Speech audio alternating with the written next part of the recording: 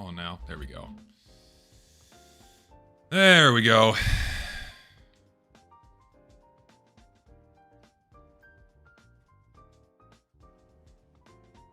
I wonder if we're just going to be in a permanent state of night. I've not played GTA during the holidays, so...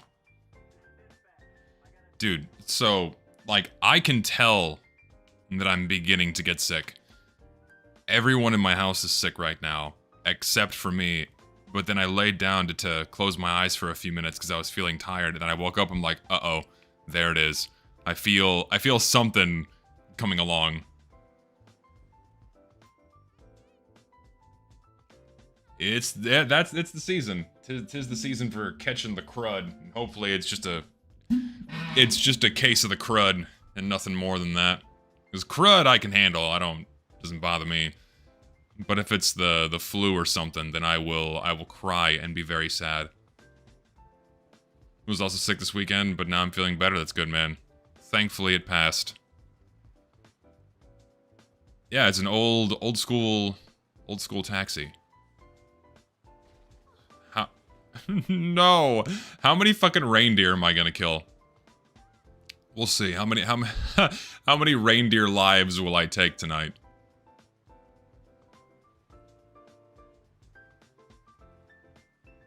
Yeah, it also doesn't help that, like, my sister is a teacher, and when you work at a school, you are just, you're in a petri dish, because kids spread illness like, I don't know, embers spread fire in a dry field. Christmas is canceled, I killed all the reindeer. I mean, they fucking hunt reindeer in various places. Merry Christmas, thanks, man. Caught the crud and been bedridden for 4 days. Hope you and your family have a jolly new year. Thanks, man. Hopefully you and your family have a good Christmas and a good new year and a good start to the new year, as well as everyone else here. Hopefully everyone else has a solid start to 2026. It's going to be a great year. If you believe in astrological signs, like my mother does, apparently it's a great year for us Leos. So, look forward to that, if you're affiliated with that zodiac sign.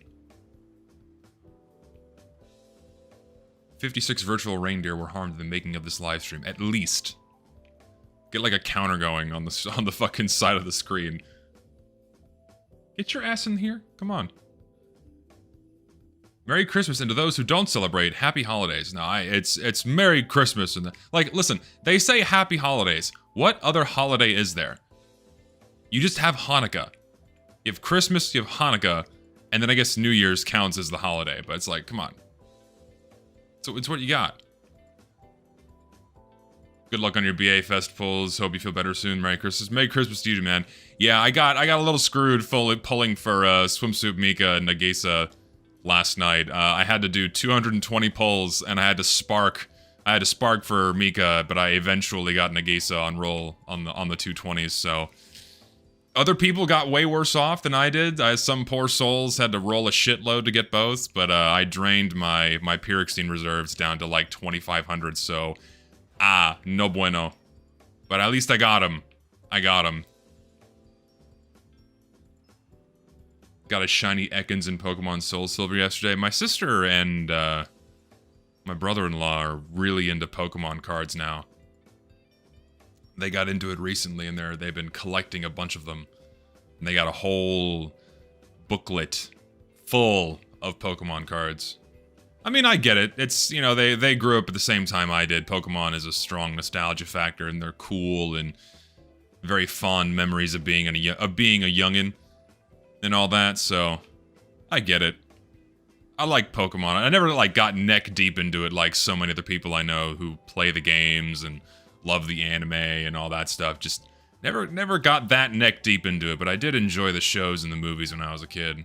So I look at a Pokemon card and go, oh, I know what that one is, assuming it's like one of the early Pokemon, because any of the new ones, you could fool me. You could type any name in the chat and I would believe you that it's a Pokemon, because I just don't keep track.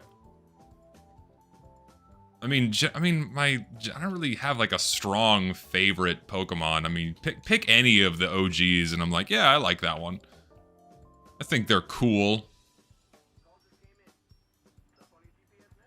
Pokemon sound like medication names. Yeah, I saw funny post. I think it was shared in my Discord, where as like a funny assignment / quiz, a professor lined up pharmaceutical names and Pokemon names and asked their students to differentiate between the two.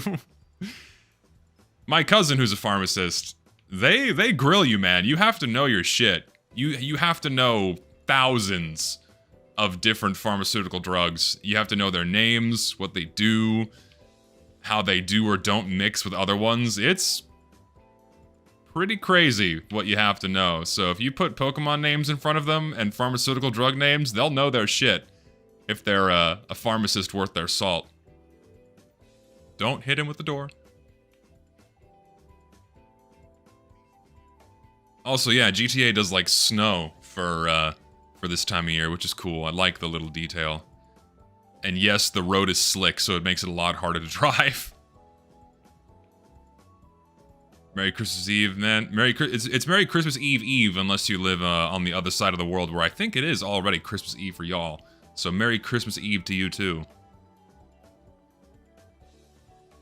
Don't know if you remember me from a previous stream, but the gift I mailed my girlfriend cleared German customs yesterday. About damn time. Hot damn, son. Shit, that took a long time. Oh, thank you for another lovely donation. Thank you. You plan on making food for Christmas? Oh yeah, we got the whole... The kitchen is still currently being occupied as we speak in the process of making cookies. We got a lot of stuff on the plate, man. Homemade oatmeal cream pies? Oh, dude, that sounds fucking good. Get some soft bake homemade cookies with your own little cream in the middle. Ooh, shit. That sounds awesome. We go crazy with the... I don't know about y'all. Like, what do y'all do for Christmas with food-wise? But what we do, or rather what we're doing this year, is we have our normal fare. We bake a fuckload of different cookies. We got chocolate chip with the Christmas color M&Ms mixed in. That's a classic in this house. They're the ones that go first. You got molasses cookies, you know, soft and chewy. You got jam thumbprints, which are my personal favorite. We're gonna do some basic decorated sugar cookies as well. And my mom makes these killer dark chocolate brownies with a white chocolate frosting on top. And holy moly, those are my favorite too. And then the leftovers get put in the freezer, and you eat frozen cookies and frozen brownies. Oh shit, it just elevates it to a whole new experience. But that's just the desserts. For Christmas Eve dinner tomorrow, we're gonna be rocking a ham. We normally don't do ham, but we're doing a ham and macaroni and cheese. I think green beans too, if memory serves. Yeah, and then Christmas Day, we're doing a Mexican dinner with tamales, because, you know, that's how we do it down here in South Texas. Mexican dinner with tamales and beans and rice and all manner of other delicious fare. It's gonna be awesome. Dumplings with mushrooms and cabbage covered in onion poured in red stew. Ooh, that sounds hearty.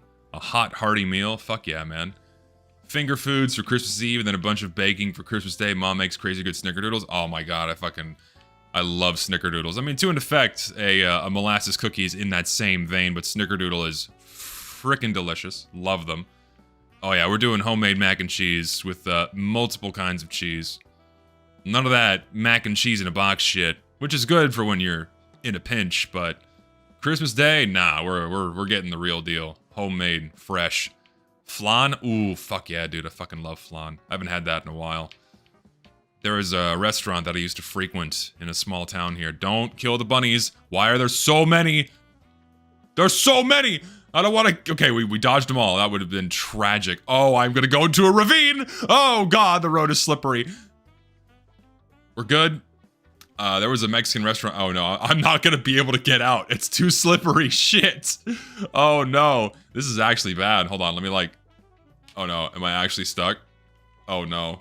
Oh, no. Not like this, dude. Not like this, and I'm rear-wheel drive. Oh, no. This is bad. Oh, shit. What do I do? Okay. Oh, we got some motion here. Come on. Get out. Ah. I just fucked myself again, didn't I? We'll shimmy our way out of here. Come on, get some traction. That's flat enough back there. We can back up. There we go. All right. Get some momentum. Get up there. All right, we're good. Dumplings, cabbage, beetroot soup, carp fish, poppy seed rolls, and forest mushroom soup. Man, you guys got some good shit. Definitely not American fare, but that sounds good to me. As a man, as opposed to being a woman, what would the best cut of steak be as a man? Ooh, I like, I don't know, man. It depends on what you're going for. If you're just having a steak cooked proper, no more than medium rare. Because if you go beyond medium rare, there's something wrong with you and you need to be institutionalized. New York strip is my go-to for my preferred cut of choice. But if I'm not going for a properly cooked steak and I just want some beef, brisket is the main go-to. Good fatty brisket. Sign me up. That's what I go for, man. It is delicious. I like sauerkraut, but it's not really common here in America. I like it personally. Blood sausage is also tasty. I also personally like it, but it's also just not very common here in America at all, and I don't think my family would ever be convinced to eat it. Especially my mother and my sister. My mother and sister have far more picky palates than me and my father do, so they would not do blood sausage. Oh, we are spinning out here. Oh, God. Nope, we're good. We can course correct. We're good. There's a barbecue place near where I live called Q Shack, and goddamn, it's got good brisket. Yeah, man. A barbecue place is valuable and worth their seasoning salt if they know how to do brisket properly. I can't tell you how many barbecue places I've been to that just completely fuck it. They make it too dry. They don't let it rest long enough, so it's still tough. It's like, come on. Gotta do it properly. That's how you make sure you're a proper barbecue place. There's lots of other stuff you can do. You got sausage, you got chicken, you got turkey breast. A lot of other things barbecue places can do, but if you're not doing brisket proper, maybe consider a different profession. Is cornbread underrated? Not in this household. Fucking live off cornbread, man. I could purely exist eating nothing but cornbread. I fucking love cornbread. Let's see, can I make this jump doing low speed? Probably not. I did not get enough speed here. We make it, dude. We make those. We make those. But no, I fucking love cornbread, man. Not a fan of pieces of corn in the cornbread. I feel like when people do that, that's a sign of mental illness. But just cornbread, and I like sweet cornbread. I don't like the super bland, almost dry cornbread that some people make, where it's a very spongy texture and basically no flavor. Like I understand, like, you know, bread's meant to be more of a vehicle for whatever's left on your plate as you take it to your mouth.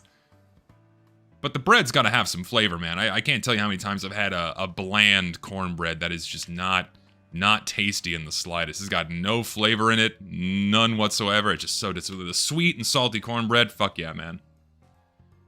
No, not store-bought. I mean, we buy fucking... Or I'm assuming you mean store-bought is the bland bread. I've had store-bought cornbreads of both kinds. Either way too bland or way too sweet. Super sweet. Like, disgustingly sweet.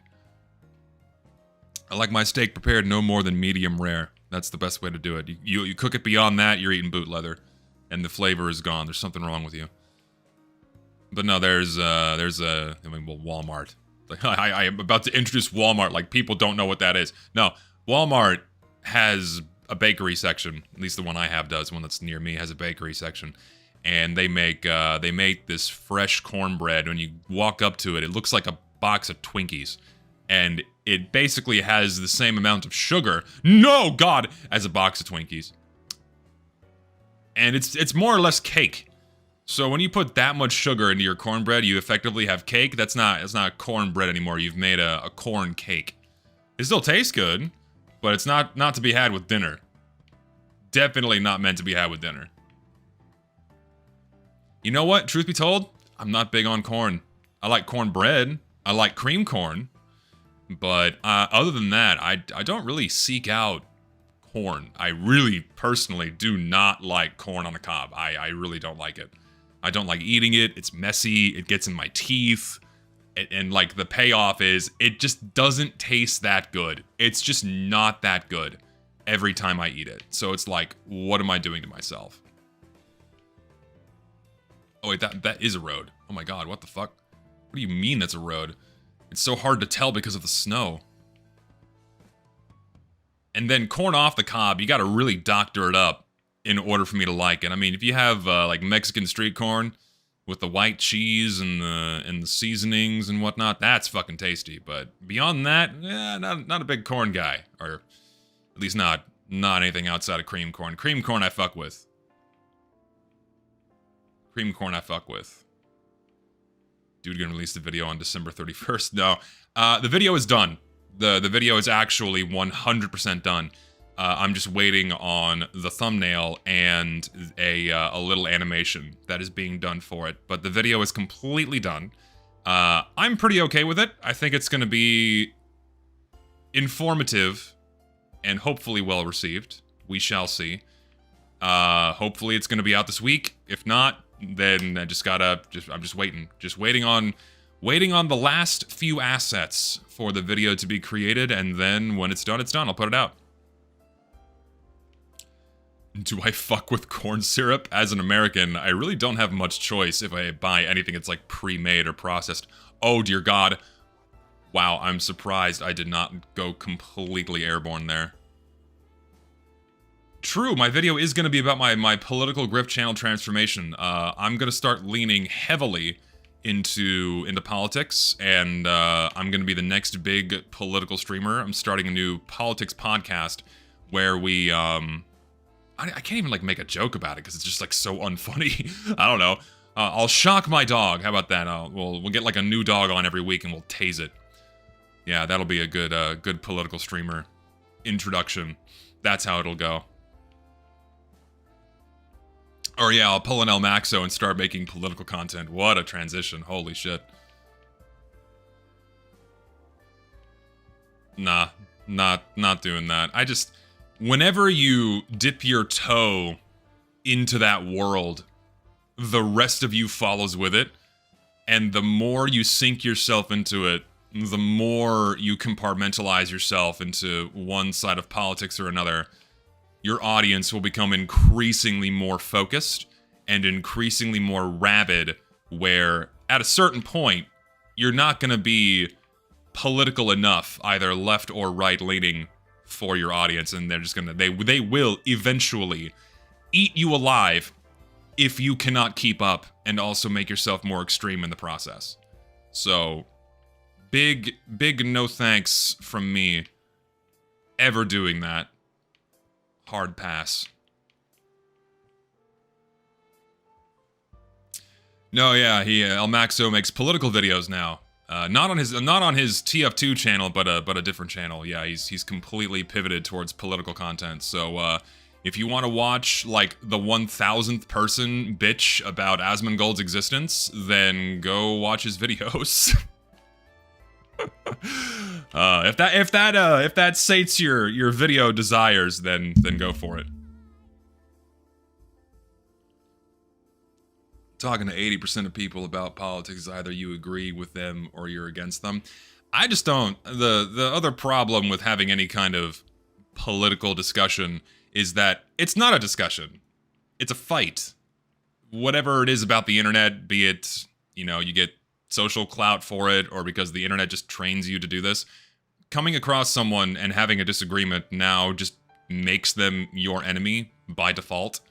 And like, no, now, sorry, you disagree on this one thing of politics. You have to hate this person.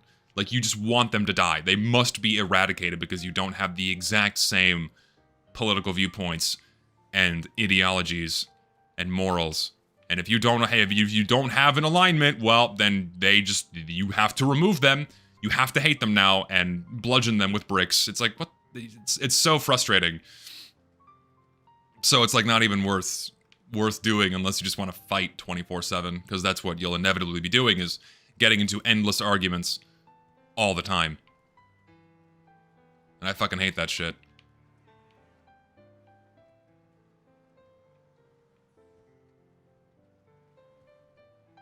No, yeah, I also agree. It's pretty funny where, like, El Maxo only returns to Twitter to bitch about me because he got so mad that I thought his Bing soy video wasn't real. Oh no. So dumb.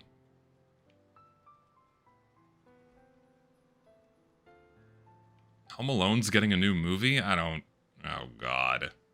Out of how many now? Is this going to be the 7th? The 8th one? Ugh, Jesus. If Macaulay ain't in it, I'm not interested. I'm simply not interested. I'm not. No, yeah, Asmongold has, he's, you know, I find him entertaining. I like some of the things he says. I'm not an avid fan or an avid watcher. And he's certainly also said some things that I very much disagree with, but I don't know. I don't know why people get all hot and bothered by the guy. Like, I've seen some people just lose their fucking minds whenever his name is mentioned. It's pretty nuts.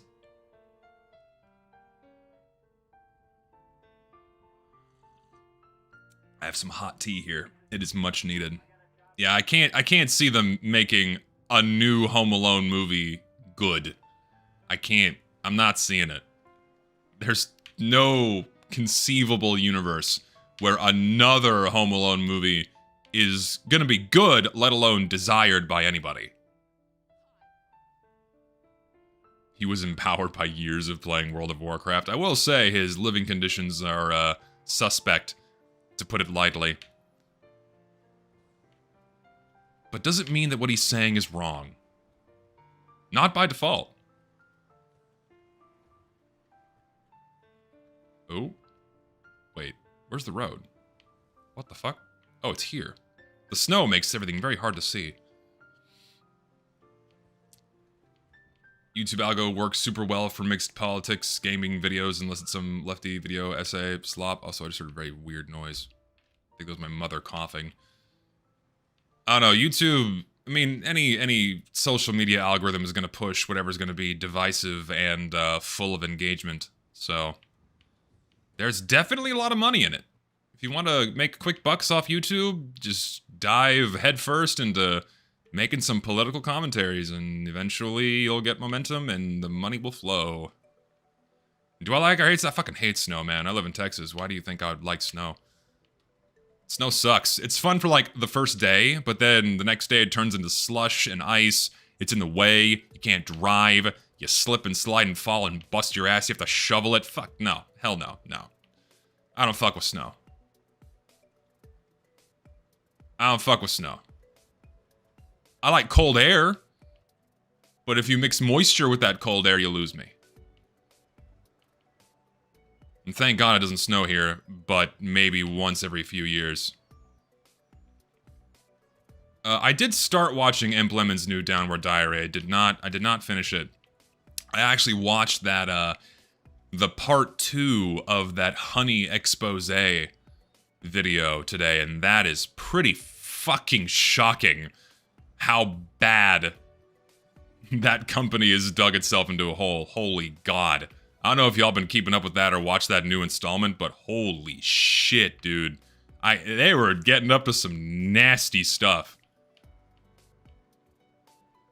So, if you haven't watched those videos, highly recommend it. But the TLDR, Honey was lying about stealing your information and would steal information from all of our users and track a lot of things they would do. Like an insane amount, almost like scary, like Big Brother amounts. They would screw over small businesses by taking coupon codes that were not meant to be for public release and then distributing them at large for anyone to use and making them lose fuckloads of money and therefore business. Companies that did not want to be affiliated with Honey were automatically brought in to be considered for coupon codes, even though they didn't ask for it. They were brought in without their consent. Basically, just massive amounts of fraud and also strong-arming small companies. This is the worst part, too. So what Honey would do is they would find some coupon code or affiliate link or something from a small company that was meant for internal use only. But whenever someone has Honey installed on their computer, it always takes every code you submit. even if you tell it not to. It logs and stores all of them and then gives it to people anyways, even if you tell it to not do it. So these private links were being taken from small companies and then being distributed to everyone to use at large. So like, for example, employees at a store oftentimes get an employee discount that's only for employees. But if they have Honey installed on their computer, when they enter that code, Honey will steal that code and then give it to everybody, which then means the company loses a lot of money. And they get screwed over. And so these companies reached out to Honey and saying, hey, these codes are not meant for public use. Can you remove them? And what Honey would do is go, well, we don't really want to inconvenience our customers, so if you want us to remove these things, become our partner. Which more or less says, pay us money, and then we'll remove these coupon codes that we stole from you without your consent. So we'll take even more of your money, so you can stop losing money. It's fucking evil. Evil shit. And this guy's not fucking done yet doing this investigation. It is some wild shit. It is downright criminal.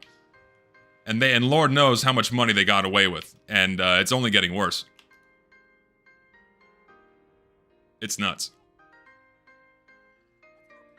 Oh yeah. No, dude, so many YouTubers would advertise them. So many YouTubers were sponsored by Honey. They had massive, massive amounts of sponsors from YouTubers, podcasts. You know, so many different people were sponsoring because, like, you know, they don't fucking know any better. Most people don't look into this stuff, and, like, at a surface level, it all seemed legit. But then some people, like Markiplier, looked at it and, like, immediately thought, there's something weird going on here. They have so much money, they're sponsoring so many people, there has to be something wrong with this. Sure enough, it's a massive scam. Massive scam full of fraud and fuck. So, if something ever advertises itself as free, common sense dictates that it's not, and it's too good to be true. Oh yeah, and people absolutely wanted that sponsorship money. I mean, Mr. Beast was sponsored by Honey. Lord knows how much money they gave that guy, or how much money he made from Honey affiliate links, man. He probably made some serious fucking bank with his billions of views that Honey was attached to. That's some serious money. It's nuts, man. Ooh. Oh, there we go. Door's closed. Door no longer stuck. No, yeah, Mr. Beast has won the YouTube game and makes a lot of money. Didn't one of the Paul brothers get the fuck beat out of him in a boxing match the other day? I think I saw that. I don't remember which one is the boxer who got a little too full of himself, but I saw one freeze frame of him getting right hooked right in the fucking chin, and man, that did not look pleasant. He got socked hard. He got like majorly got the shit. I should not go this way. I should not go this way. There are houses down there. Though I think I'm going to have no choice. I think gravity's going to win this battle. Oh, dear. See, I don't know who Andrew Tate or Mr. D-Moore are. I don't know either of these people, so I can't really give my thoughts on them. But, I'm sorry for the loss, or I'm not sorry for the loss. Just to play middle of the road here, I genuinely have no honest opinions about either of these people. There you go. The other boxer was laughing the whole fight while Jake was fighting for his life. Was he? Because, like, I only know that, like, Jake Paul would set up these fights where he would specifically I know he fought, like, multiple retired fighters. And he would and they're, like, these old dudes in their 40s or 50s, or even, like, in their 60s, I think. What's his face? What's his name? Mike Tyson. Fought Tyson 30 years past his prime. Like, yeah, he's gonna win. He's fighting an old man. Like, what do you think's gonna happen? Setting up these rigged title fights so he wins? Like, oh, okay. And then he faces off a real boxer and gets the shit beat out of him. Whoa, who'd have thought?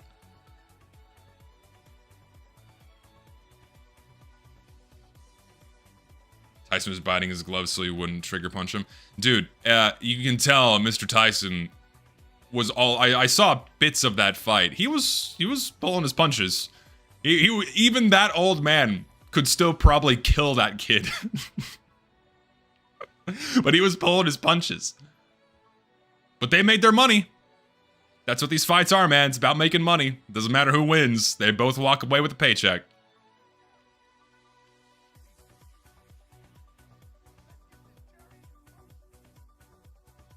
Is the music too quiet? Here, I'll turn it up. Hold on. A little louder. Ah, fuck. And then I alt-tabbed out of OBS. Come back. There we go. Alright, we're good. Yeah, they make their moolah, so it doesn't matter. Who wins, me or Big Joey in a boxing match? Joey definitely has a stronger punch, but I have the reach that he does not, so... I don't know, man. What wins? A stronger clock or a stronger reach?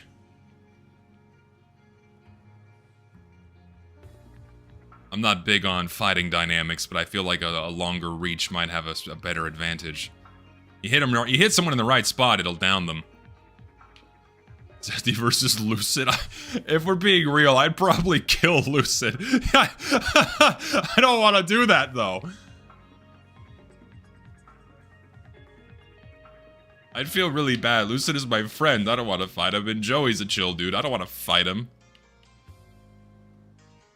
Yeah, okay, talk guy.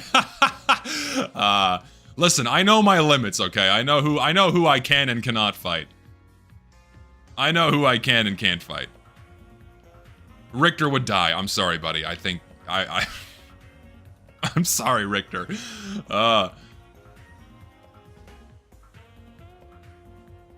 I mean, my height and just me being heavier because of my height gives me a very serious advantage. And I'm also physically fit, so that helps too. I won't get gassed in a fight very easily. I have stamina. Cardiovascular stamina. Wheezy? I don't know Wheezy's build. I've only seen his face. But if we're judging based off chins, he might have a chance.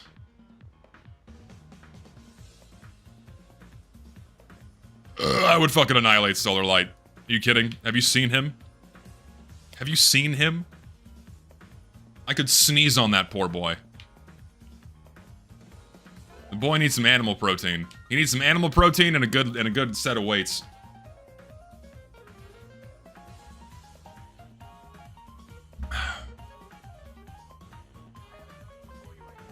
Ooh. See, I want like snow tires or like a snow taxi. I'm not threatening to kill anybody. Oh my lord in heaven. No, yeah, honestly, getting off Twitter automatically gives you an advantage because you're just spending, that's not even spending, wasting less time online. Strongly recommend everyone here stop using Twitter. It's not, it's like, and then like, what do you get out of logging into Twitter? Like, Twitter was different some years ago, where you could potentially engage in some kind of meaningful discourse with somebody, but now it's just a mess. It's people who can't read, or are willfully not reading or trying to understand what's being said. People trying to get a one-up on the next person by getting more likes. Rage bait. Bots. And porn. That's about all there is on Twitter to enjoy. It's like, what's the point of even interacting with that space anymore when no one is willing to have any kind of serious conversation? No, yeah, I haven't even commissioned any artists in a long time. I just don't ever venture out on Twitter and go, oh, that's a nice artist, I'll commission them now. But I just haven't been using Twitter or anything like that at all. I've been spending more time off the internet. Wanted to play Medic for a while in community servers, but your servers are always empty when I check, and Uncle Dan always full. Any other option? Other servers you could try playing. There are limited vanilla servers to try, unfortunately. I will recommend one called Furry Pound. Just turn off sprays, because you will see porn, but that's usually a vanilla server that's pretty consistently populated. That's one I play on pretty frequently, too. What else? What else? And avoid Skyle like the plague. Skyle is notoriously terrible. Listen, Furry Pound's a good vanilla server. It is. It really is. If you just turn off the sprays and you turn off voice chat, it's a good TF2 server. It's usually full, they have a good map rotation, and it's just no bullshit vanilla Team Fortress 2. And every time I go there and I have fun. But you're not gonna have fun if you forget to turn off sprays, because you're gonna see animal cock, and that's not gonna go well for your brain. So strongly recommend turning off sprays and sterilizing the rest of your game as you see fit before venturing into that server. You might even want to turn off text chat, because every now and again, and by every now and again I mean pretty often, you get some interesting people chit-chatting, LARPing, flirting, whatever you want to call it, inside of there. Yeah, it's the which way Western man meme. Do you want furry porn or femboy porn? Because there's another server, I think it's called Tiny Kitty's Girl Pound. No women play on that server, for the record. But another decent vanilla TF2 server, if you turn off text chat, voice chat, and disable sprays. If you don't want to see anything related to gooner, femboy, degeneracy. Yeah, you gotta really sterilize your experiences if you want to have like a vanilla TF2 experience. Okay, man, maybe uninstalling TF2 was for the best. What are these servers? Yeah, slim pickings if you don't want to deal with casual mode. Unfortunately. And there are other decent vanilla TF2 servers, but they're not full all the time. They coordinate events inside of Discord servers, or, well, that's it. They coordinate events inside of Discord servers, and you just have to go into their servers to figure out when a whole bunch of people are playing. And that's fine. They usually do it in the evenings. No, I'm sorry. There's not many consistently populated vanilla TF2 servers. There really aren't. I mean, there could be. If casual mode didn't suck shit, man, I wish Valve servers functioned like they used to, where you could, you know, genuinely enjoy the game. That'd be wonderful. But I really don't want to have to queue for Upward for the millionth time. I'd rather play something different, and then also be able to play for more than 5 fucking minutes. If even that, before the big metal doors slam in my face. And also half my team is missing, and also guess what? It's another Steam roll. No thanks.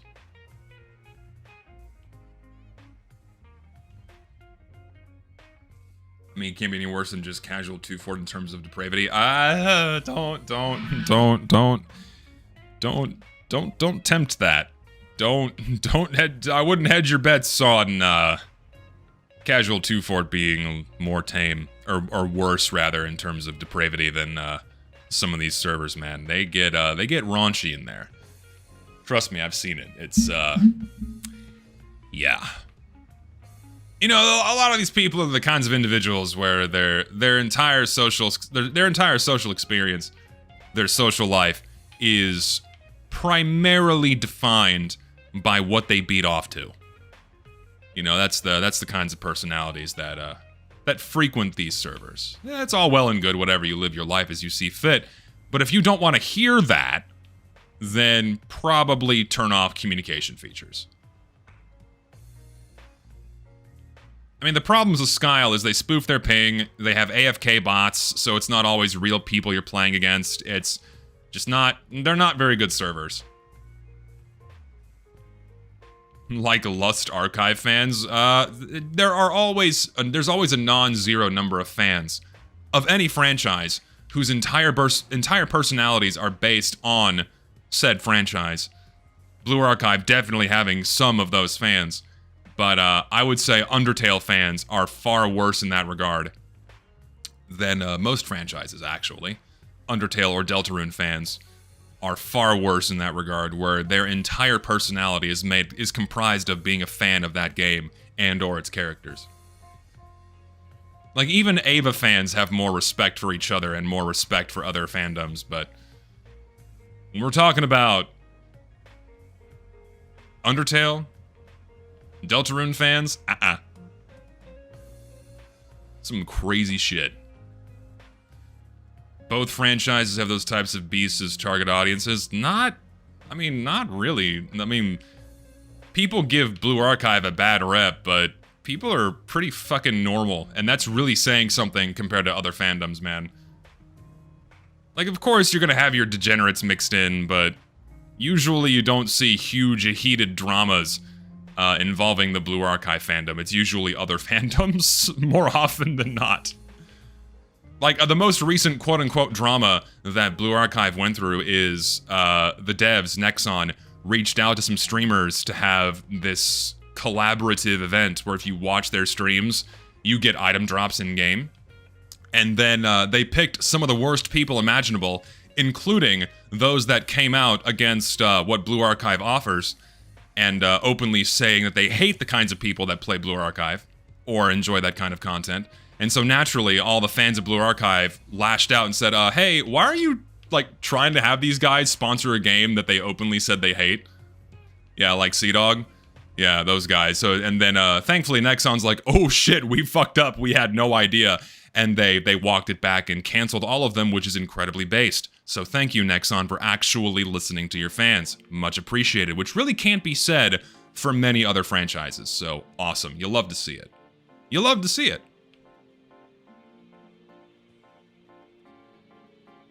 That's about as heated as drama gets in the Blue Archive sphere.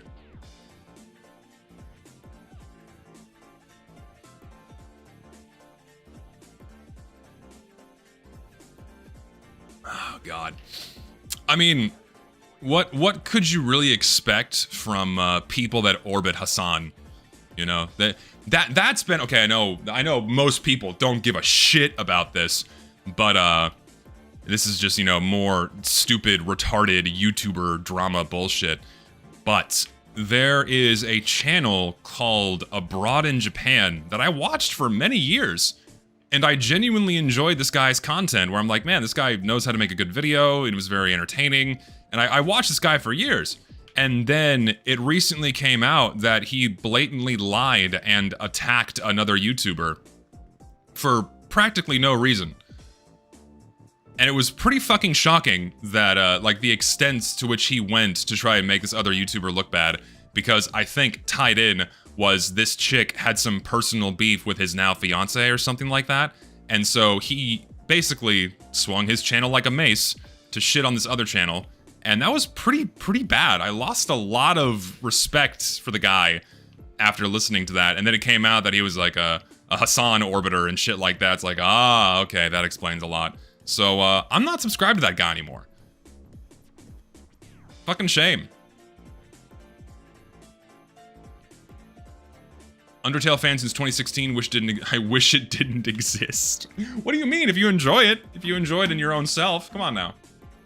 Oh no, not like this.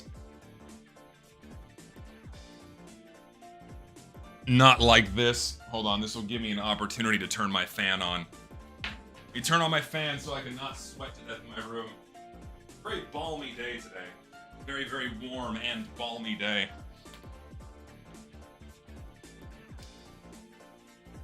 Hold on, I think there's a way to shut the door. I forgot how.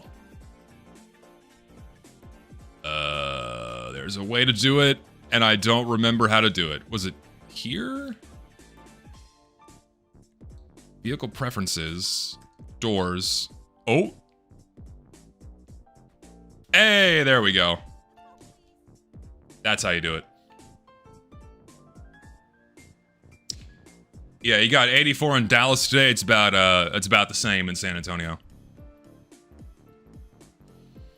It's about the same here. It's gonna be a very, very warm Christmas, which kind of sucks. I want it to be cold, not in the 80s. I'm not a fan of that, but it's like every other year we get a toasty Christmas, it seems. So it's par for the course. Whatever. Whatever. Undertale's a good game with a cringe fan base. That can be said for many other video games and franchises. Good XYZ, bad fan base. Or annoying fan. Dude, you live in Florida, alright? Come on. Florida is always toasty warm. Florida's always toasty warm. I already gave my full unfiltered thoughts on Prime 4. I don't want to go on the same rant again. People, it sucked. Just long story short, it sucked. Just Nintendo did a complete massive flop on the game, and it's a fucking shame. Yeah, it's a shame.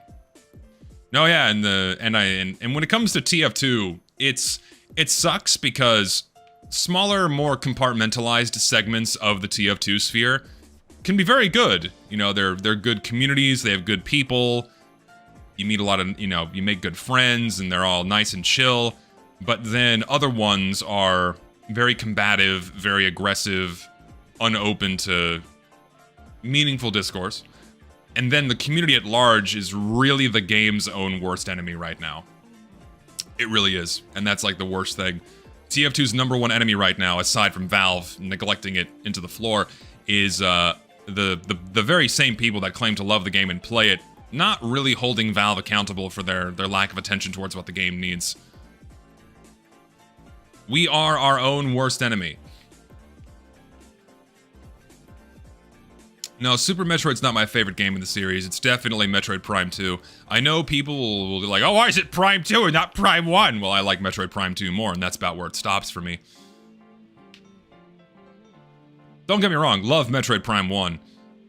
But Prime 2, way better in my opinion. It just gave me more of the same, but better. Ooh. Play it, we know TF... Yeah, that's true. A lot of TF2 fans don't actually play the game. That's a very, very good point. Very good point. Most of the discourse surrounding TF2 comes from people that don't actively play it. That is an evergreen statement.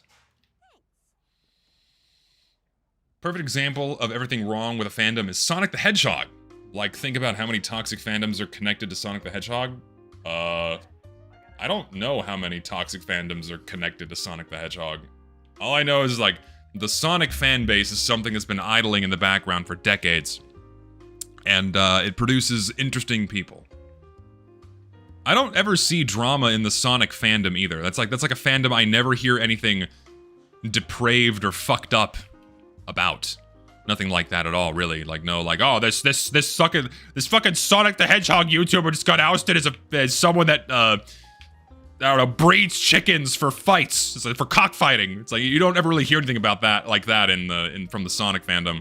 Whereas, other games, like Roblox, for example, there's like a new expose every other day about some guy that's, I don't know, stringing up kids and lashing them with Twizzlers or something or other. Well, Chris Chan's an exception. Come on, but he's his own beast and monster, you know.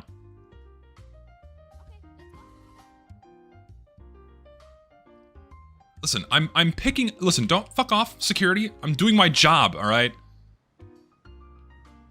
I'm here to pick up somebody, taking him home.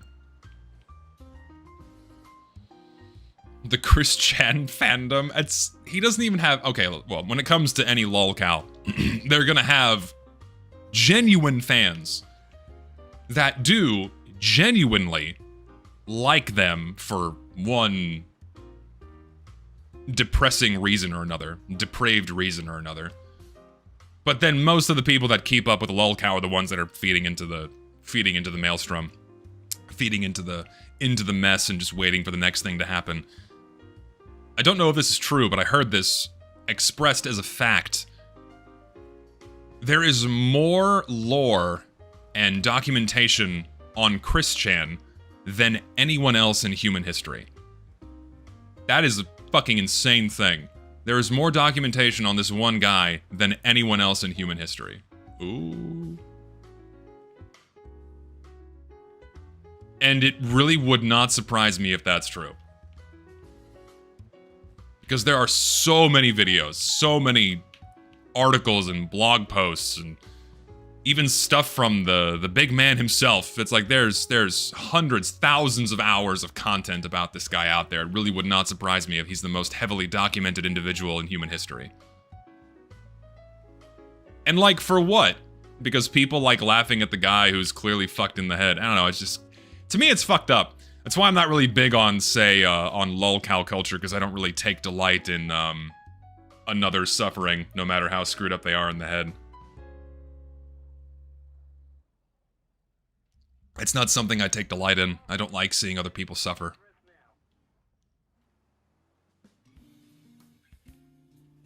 I'm down to one headlight, which is a problem.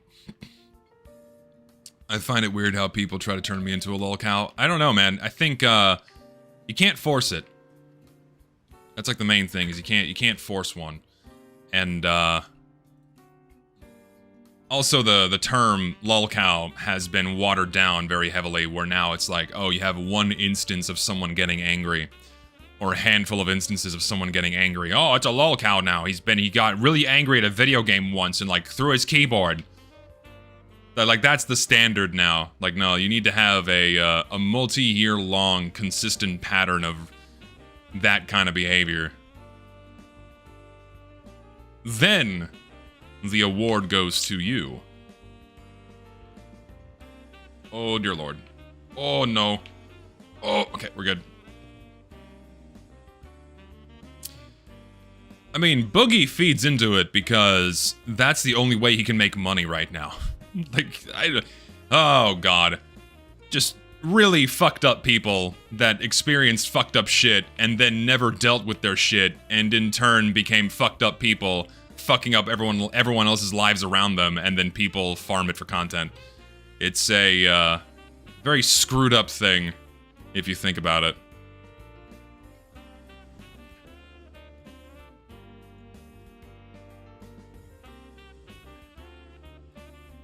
Oh yeah. No, yeah, I mean, like, of course, sad backstories, but a lot of the actions they participated in are in very much unforgivable, and then them taking no accountability for said actions is even worse, and they blame other people or they blame past things. Like, no, you're an adult human being. You can make your own decisions. You can know right from wrong. It's not an excuse. Same song and dance.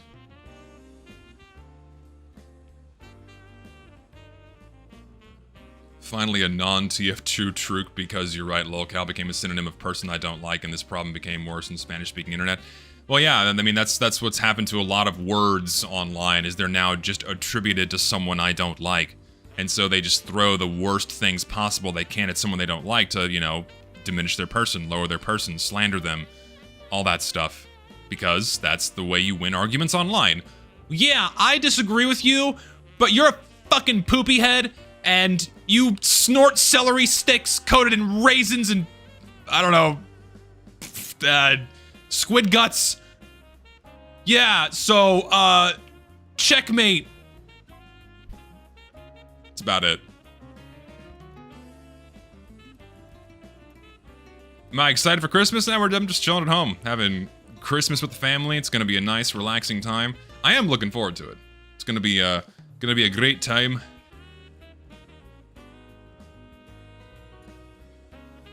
Well, no, yeah, I mean, and the reason why people do that is because that's how you win on social media, is like who can insult the other person first. And it's like, yeah, well, I'm not gonna engage your argument, or I'm not gonna engage the thing I disagree with. Instead, I'm gonna downtalk you and be patronizing, or I'm gonna attack your person, or I'm gonna attack the way you said it, or I'm gonna attack and present the way it made me feel, but I'm not actually going to attack or address the arguments being made. And that's how most people operate online when it comes to any kind of discourse. Instead of addressing the discourse directly, they attack everything surrounding it, because if they try to attack the argument, they either don't know how, or they're not going to be able to. They'll lose. And that's what happens with me. Is no one ever tries to address my arguments, they only decide to attack me, or attack the way it makes them feel. You know, it's like, well, the way he says it is really annoying, and he just, I can't, he says it in just the worst. Okay, well, that's not really addressing what I said. Yeah, well, he's just so angry. He just says it in the worst way. Can you just not do that? It's like, well, then how do you want me to say it? Well, I mean, he's fucking racist.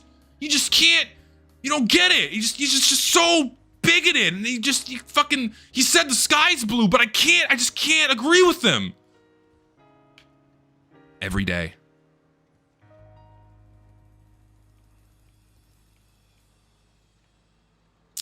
I have no nephews or nieces yet. Inevitably I will. Also, where am I going? You're over there.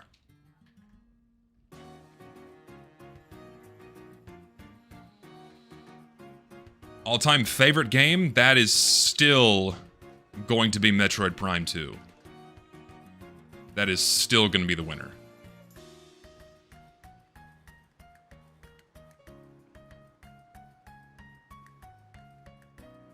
I kind of just hope the sphere grows out of that behavior towards me sooner or later. No, it never will. It never, like, TF2 is fucking doomed. TF2 is doomed right now when it comes to content creation. Because, I mean, this is something Lucid can more eloquently describe. And he has on UFR. But the problem with TF2 YouTubers and social figures right now is that no one is really ushering in the next generation of content creators. No one's really inspiring the next generation of content creators to come forward and have any kind of discourse surrounding the game. Because what is there to aspire towards right now? What is there to engage in and discuss? Like, what do we have right now? We have weapon reviews, we have modded TF2 experiences, and that's really it. And we have, you know, interesting history lessons coming from people like Lister, and those are good videos. But when it comes to anyone that's up and coming, what is there, right? What is there?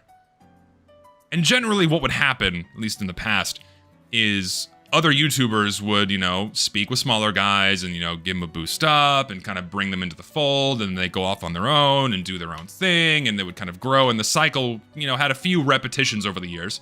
But then that shit just stopped, because everything became so compartmentalized where it's now, you're either in the chuckle nuts or you're not. And you can't really break into that group. And then if you're not in there, then like, oh, if you're not with like the cool, socially acceptable and curated YouTubers, well, then you're with the other guys. Oh, you're with the other guys. Oh my god.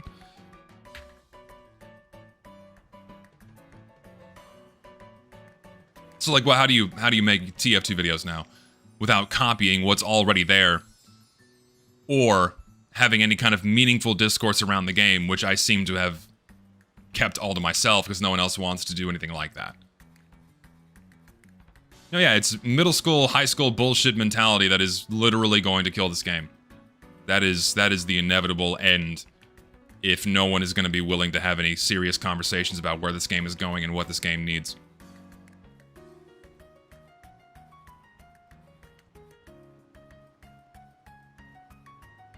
And that's frustrating. It sucks. I know I've talked about this a million times, but what can you do?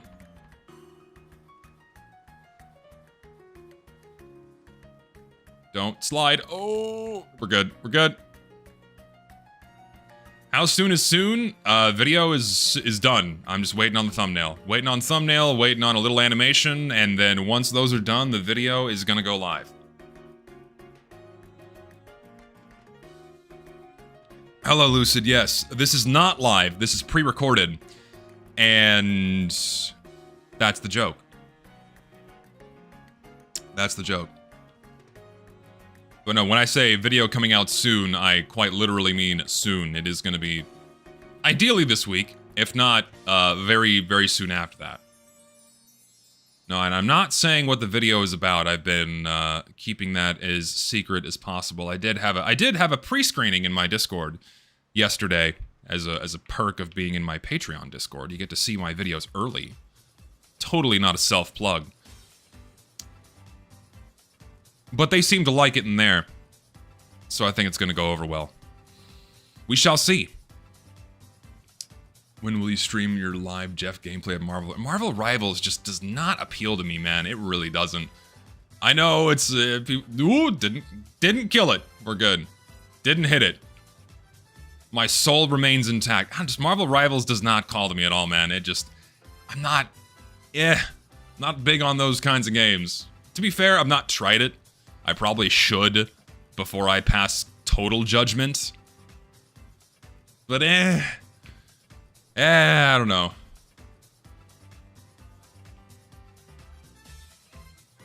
Oop, looking at chat, not paying attention. Should be able to watch the video later if I'm around. Sweet. Be great. It's because you don't play the popular shark character. Listen, if I play like the shark dog, then obviously I'm gonna have a great time in that game. I'm also just not big on superheroes. It's not a thing I ever got into. Oh my god, it's Iron Man! Wow! Ah, Spider-Man! Well, who else is there? I don't know. If you like Marvel stuff, then it's gonna appeal to you more. The shark dog is millennial coded. What does that even mean? It's designed so millennials like it. Well, I'm a millennial and I'm not really drawn to the game because of that character. Spider-Man slander, I'm in hell. I'm not big on Marvel or cape shit in general. I'm not. It's like the movies are fun, but I'm not really crazy about them. I mean, I could live with them or without them.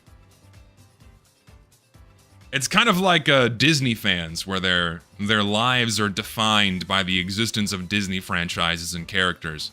People that visit Disneyland at least once a year, if not multiple times a year. Oh, dear God. Oh, we're going airborne.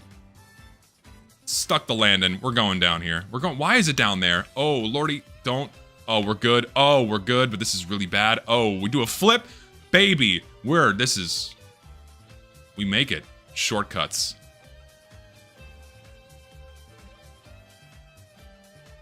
We did it.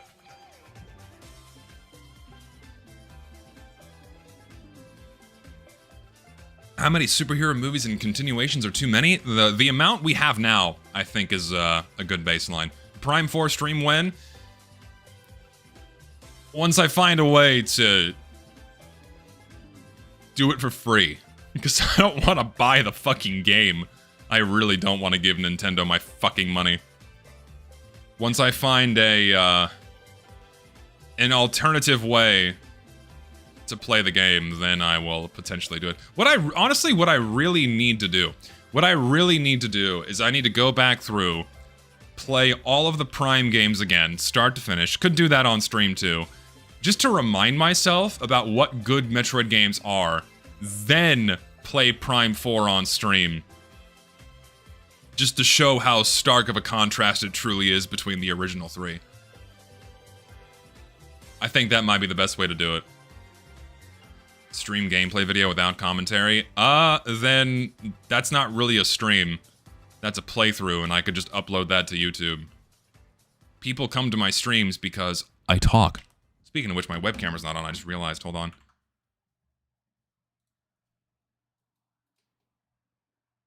Hello.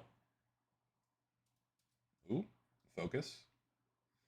Didn't even realize my webcam wasn't on, I apologize for that. Oh no, his face is here. Oh God. My sweater is still in the background, by the way. I've not put it back in the closet because I'm going to wear it again tomorrow. Yeah, we're gradually getting the beard back. It's getting there.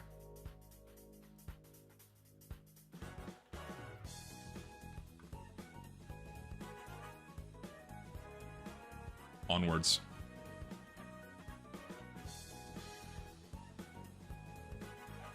Stream others... like another person's video. So I stream someone else's playthrough. As if though I was the one playing it. I don't know about that.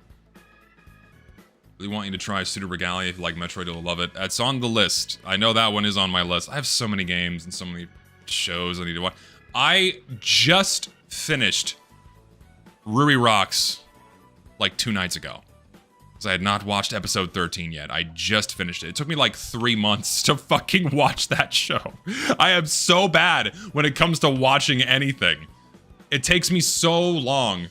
Because I wake up, I go to the gym, I work all day, I cook dinner, I eat dinner, I might watch a movie with my family, and then I get in bed, I do my Blue Archive dailies, maybe read the event story if that's going on, and then I go to bed. Like, that's my routine. I don't have a lot of extra time for other video games or other things to watch. I have to, like, schedule and set aside time to do it either with myself or other people. Oh yeah, oh my god, I have a life? What? It's true, I have a life. So in all, my festival rolls, I got Seiya on roll 1. Hasumi took 7 more. Actually, flip that. I got Hasumi first with the free rolls, and then Seiya in 7. Then I had to roll 220 times for Mika and Nagisa. I had a spark for Mika, which sucks, but oh well. We got her in the end. you don't really stream Blue Archive. There's nothing to stream. Not really. I mean, you could stream doing the total or grand assaults or PvP if you care about doing that, but there's only, you have limited times a day in which you can do those things, so it's like, why? Also, it's boring as fuck. No one would care to watch that. And then people would like bitch at you for not having the most optimal min-max session. Like, excuse me, you needed to put your this unit in this specific slot because their positioning is off. I don't care. No. Not gonna do it. Is there an unboxing mechanic? Well, yeah, when you roll for the new characters, that's the gacha element. Is you're gambling for the new characters. Listen, I don't want to hit you, but you're making yourself so strikeable right now. Get the fuck out of my way! Dude, you're not helping yourself. Well, it is gambling. It's all gambling. It's a gambling mechanic to get you addicted. And all they gotta do is get a small handful of whales, and there are a lot of whales in Blue Archive, to keep the money flowing, and it's so bizarre to me. Like, Blue Archive gives you so much free shit, where you don't need to whale if you ration your resources enough. But some people just dump money into that game, and it blows my mind. Dump the money. Can you? What the fuck's going on here? No, yeah. Well, I mean, Valve has been the king of gacha in video games. They led the charge on that one for mainstream and modern games for quite some time now. And them trying to now get away from loot boxes and Counter-Strike with the Genesis terminals. Can't really see that catching on. People really did not like those, so I don't know what Valve's gonna do to phase out cases in Counter-Strike. They definitely are gonna phase out cases in Counter-Strike. I just don't think it's gonna be through the Genesis terminals, because sucks. We'll see.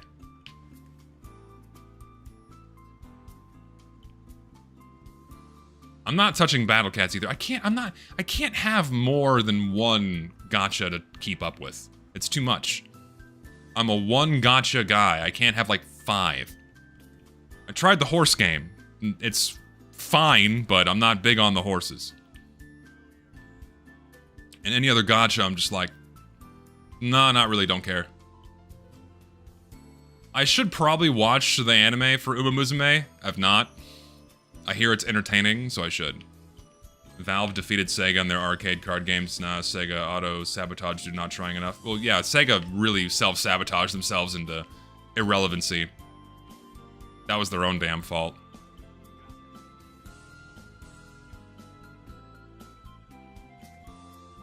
Hello, Richter. Hello, my friend. What's going on? What's poppin', brother? Hope you're ready to have a good Christmas. Hope you're prepared. My question is, how is Valve going to possibly monetize Deadlock? I mean, look at the games they have right now. It's going to be exactly that. You're going to have skins. You're going to have some kind of armory pass shop, like how they have in Counter-Strike right now. It's going to be exactly that. I mean, it's perfect already for Deadlock. If you go and look at how you upgrade as you play the game, you're just going to have the same layout for a Deadlock version of the armory. It's going to be the exact same thing. Same system, same gambling, same trinkets and toys and skins and what have you. It's going to be all that. You're going to buy some battle pass where you grind your in-game currency, and because it's in-game currency and it's not a direct purchase for a slot pull, then technically it's not gambling. So on and so forth. I'm prepared for total Gold Rush victory this Christmas. Oh my lord. Amen, brother. Amen to that.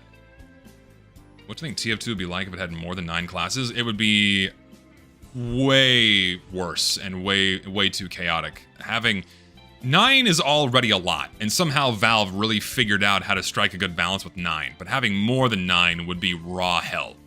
It's too much. Like when you have 40 different characters to keep track of and balance, it's just, it's already too much for any typical gamer to have to keep track of. So it just makes your game that much harder to get into and then stick around with, you know? Just too much. and then balancing everything, and then every time you try to market a new character, you know, it's like, here's Douglas Two Balls. He's got 2 balls and beats the fuck out of you with them. Get him now, he just came, and then, you know, you have to gamble for the new character, or however you get them, grind for the new character with the shitty battle pass systems, I don't know. Every time they do that, that fucks with game balance, and that just makes it not fun, and usually the new character is OP, like Overwatch makes it, and then they nerf it after the event or new character's introduction is over, and then the cycle repeats itself, and then it just gets tossed onto the pile, and nah, no. TF2 had more classes at launch, like for example, TF Classic had more something where you can what, in your opinion, would be that class? Ideally, none. TF2 does not need more than 9 classes. There is no ideal situation in which TF2 would have a 10th class or more, and there are no concepts or ideas that would comfortably create a 10th class without it either being redundant, unnecessary, or fucking with the flow of the game. So I say strong no to anything that resembles more than 9 classes in TF2. And I would obviously remove Sniper. That's just that. What else needs to be said? If I had to remove a class, it would immediately be Sniper. Give me the keys to the kingdom. Australia is banned. Did you just turn out in front of me, you fuck? Go away. You wouldn't add a class, but I'd remove one? Oh yeah, I would instantly remove Sniper. 100%. Gone. Without question. No hesitation. Instant deletion. Removed. The grass would be greener, the sky would be more blue, food would taste better, salt would be saltier, the air going into your lungs would be sweeter if Sniper did not exist in Team Fortress 2. What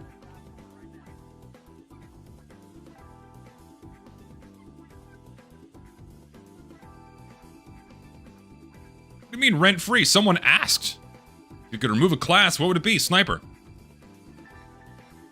Diabetic air. Yes. Sweet air. Sugary air. They're gonna start selling that at Walmart now. It's like flavored air. I remember seeing this. They had an oxygen bar. An O2 bar. How does that work? They have like a line of air tanks and masks, and you walk up to a mask and you huff the air. And it has flavors or aromas or something to that effect. How the fuck does that work? Whippets? Is it whippets? Is it just drugs? Is it just getting high? Wouldn't surprise me. But no, there was one here in my hometown that I vividly remember seeing. It was an O2 bar. It's like, no, you don't get drinks or food here. You breathe flavored air. It's like, you have an inhalation experience. Try this one. It has notes of leather and cherry and a hint of chocolate and a little bit of LSD laced in. Breathe it in deeply. You'll see the Cheshire Cat and walk on 5 legs. $37 per puff, please. It doesn't seem real. And I'm sure it is. Ooh, can I make it? Oh, we go over the car. Oh, I'm such a good driver. Did you see that shit? Cleared it like a hurdle. They call me Mr. Olympia. Olympics. Olympia's the bodybuilding. I'm Mr. Olympics. Planning for New Year's? Planning for the new year, I'm going camping. I'm going camping for New Year's, and I'm very excited. I love camping. It's gonna be a good time. Camping for 4 nights in a state park. It's gonna be chill. What kind of camping do I do? Not glamping. You know, just normal tent camping. With a campfire, we cook our food and hang out by the stars and do some hikes if there's hiking around. Should be a good time. Ooh. There we go. We're back in the city now, thankfully. King shit. It's camping. And camping is fun. Highly recommend. Go Brokeback Mountain? No. Not gay. Despite many people wanting me to be. I'm not.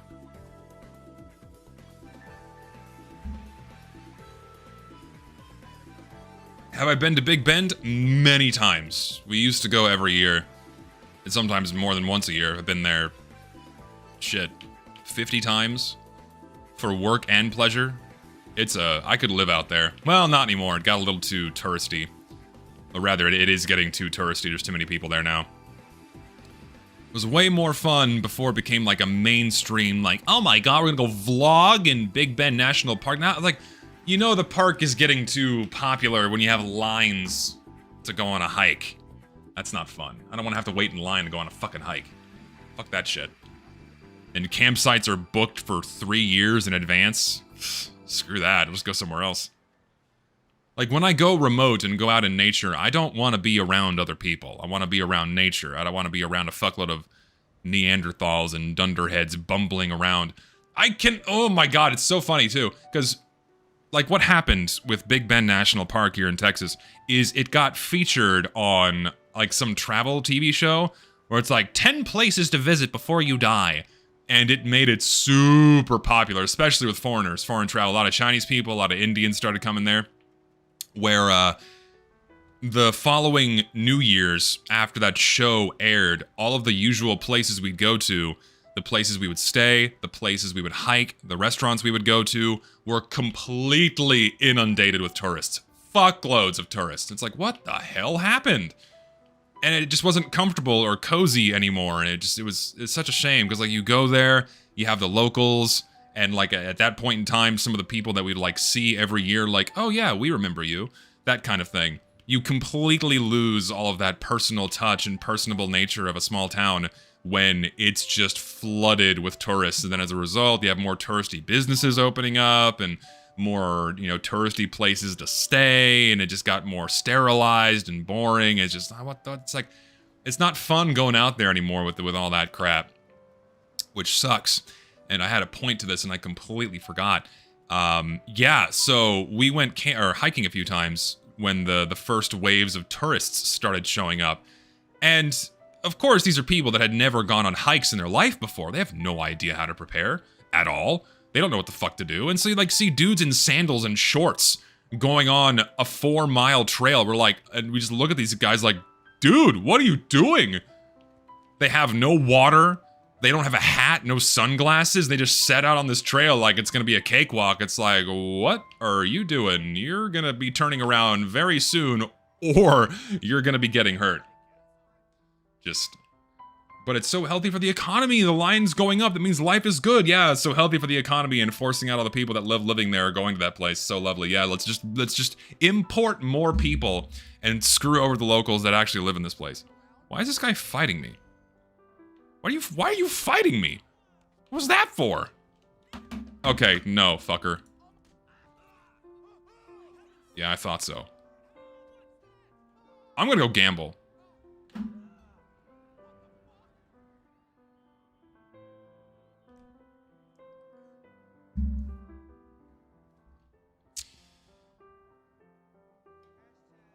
Think about the economy. Oh my god, the economy is just, yeah, more foreign tourists is the answer to all of our economic issues. 100%. In fact, I'm not gonna get into this. It's not worth it. People would have a fucking rabid, foaming at the mouth fit if I get into any of this. Spin the wheel. I've never won the car from this. Will today be the day? Oh, so close, and it makes me so mad. We were 1 slot away. Damn it. Could've got a car I don't need. Oh well. This is the gambling that I desire. So true. Alright, get me out of here. Got dangerously close to being too based for TF tubing. Apparently I'm already like too far into the chud world. I'm too chuddy for a section of the TF2 sphere. It's like, oh, he's a little too... Hit the wrong button. Fuck. Get back in. Gamble fake money. I mean, you can buy more fake money with real money if you want. There we go. I am indeed the king of the chuds, and my chudling army views me whenever I go live, and I command them to do my will. And at my beck and call, they will flow across this world like the healthy scourge that it needs to cleanse this world of all the wrong thinkers. All the people that have the wrong opinions will be annihilated. I will destroy them all! My chudlings will go forth and eradicate the non-believers! My cult of chuds will take over the world! And TF2 will be ours! Yes! My throat hurts.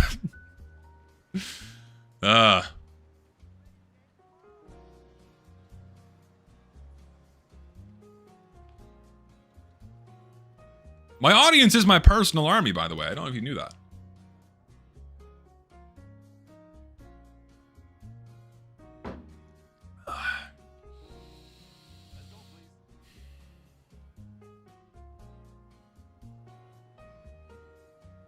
We will make TF2 great again. You have no. We'll can't do my Trump impression right now. My throat hurts too. I have to like tweak my throat in a certain way in order for the Trump to come out. In order for the big man to come forth in my words. In order for me to be a vessel.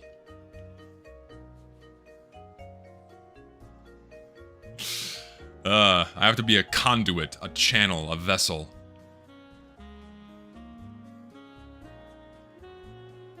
It's so dumb. We're gonna revert back to quick play. We're gonna make the chuckle nuts pay for it. They're paying for every dime. They have no idea it's coming.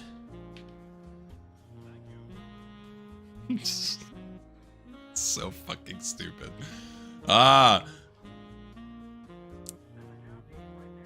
This is indeed what you walk into. Welcome to the stream. You have no idea how much worse things can and will get.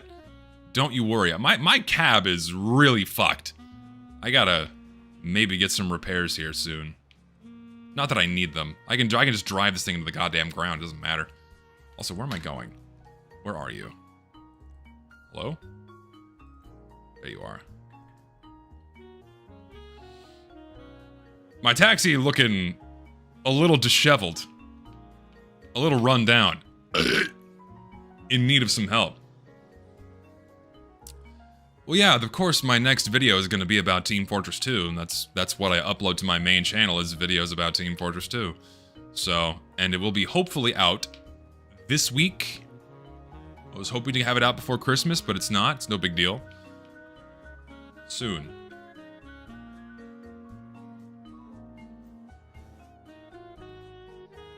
If this pulled up, would you get in?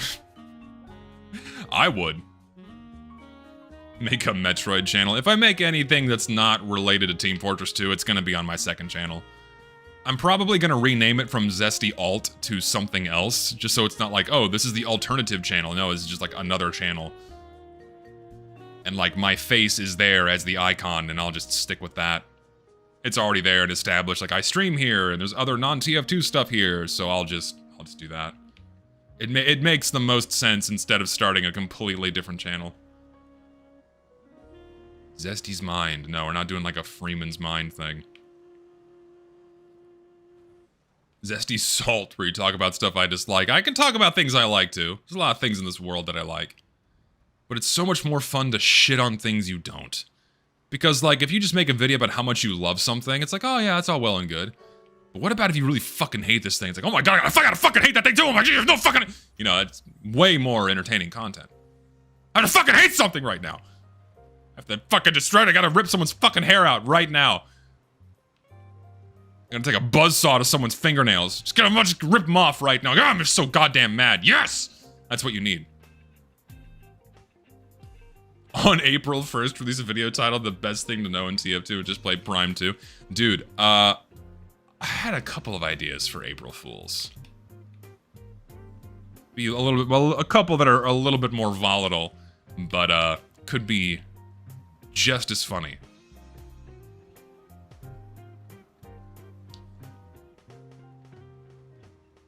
We'll see. Like Ross's videos, especially the one he did on Last Stand, he still makes good content. Last I heard of him was the Stop Killing Games thing. Yeah, I mean, people people have been on this platform for 5, 10, some cases more than 10 years, and they consistently make entertaining stuff. Just gotta, you know, evolve, adapt, overcome, change what you do, and eventually things will keep going. Make an unreasonably rage-filled video about mundane crap like those plastic packaging for snacks and tear down the middle instead of the top. What? I mean, I could, just like this, like an hour-long critique on proper, or rather improper food packaging. It's not the worst idea. Oh, by the way, I bought something at the store today that I'm gonna try on stream in a little while.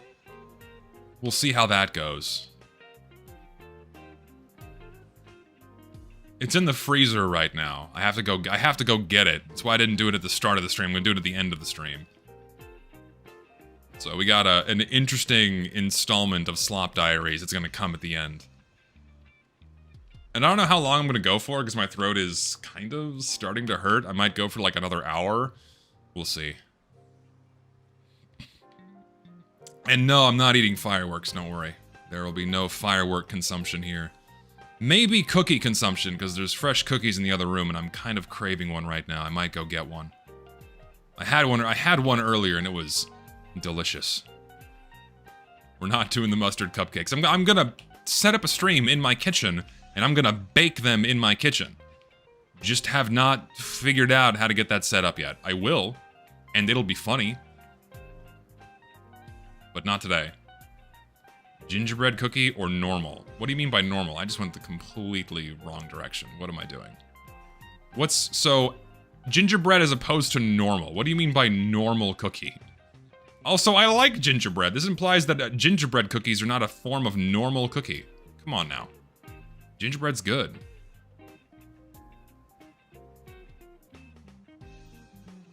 Hello, sir. It's a bit cold up here. You're wearing just a t-shirt. Like chocolate chip and shit? There's like... Okay, listen, you've made me crave a cookie. I'm gonna go get one. Hold on. Give me like 2 seconds. I want a cookie now. You've convinced me.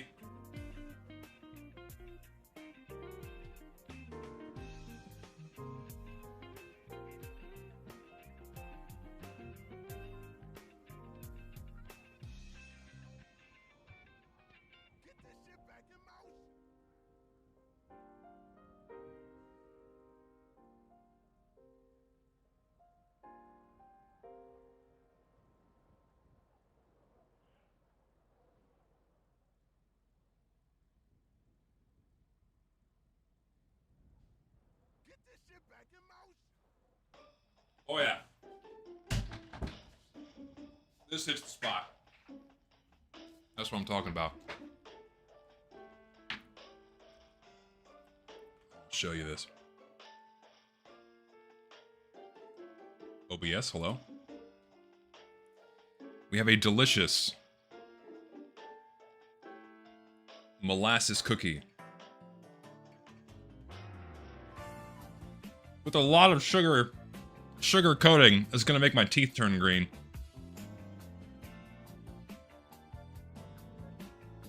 We have green ones and we have red ones. Really good molasses cookies. Focus. Come on now. There we go. And they're fucking tasty, man. Don't get me wrong. They're good shit.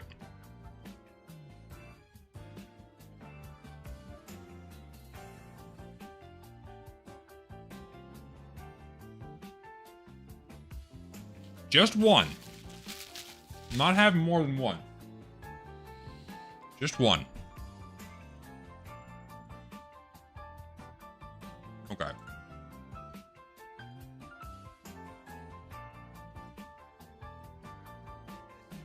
This cookie violates the art style. Come on now.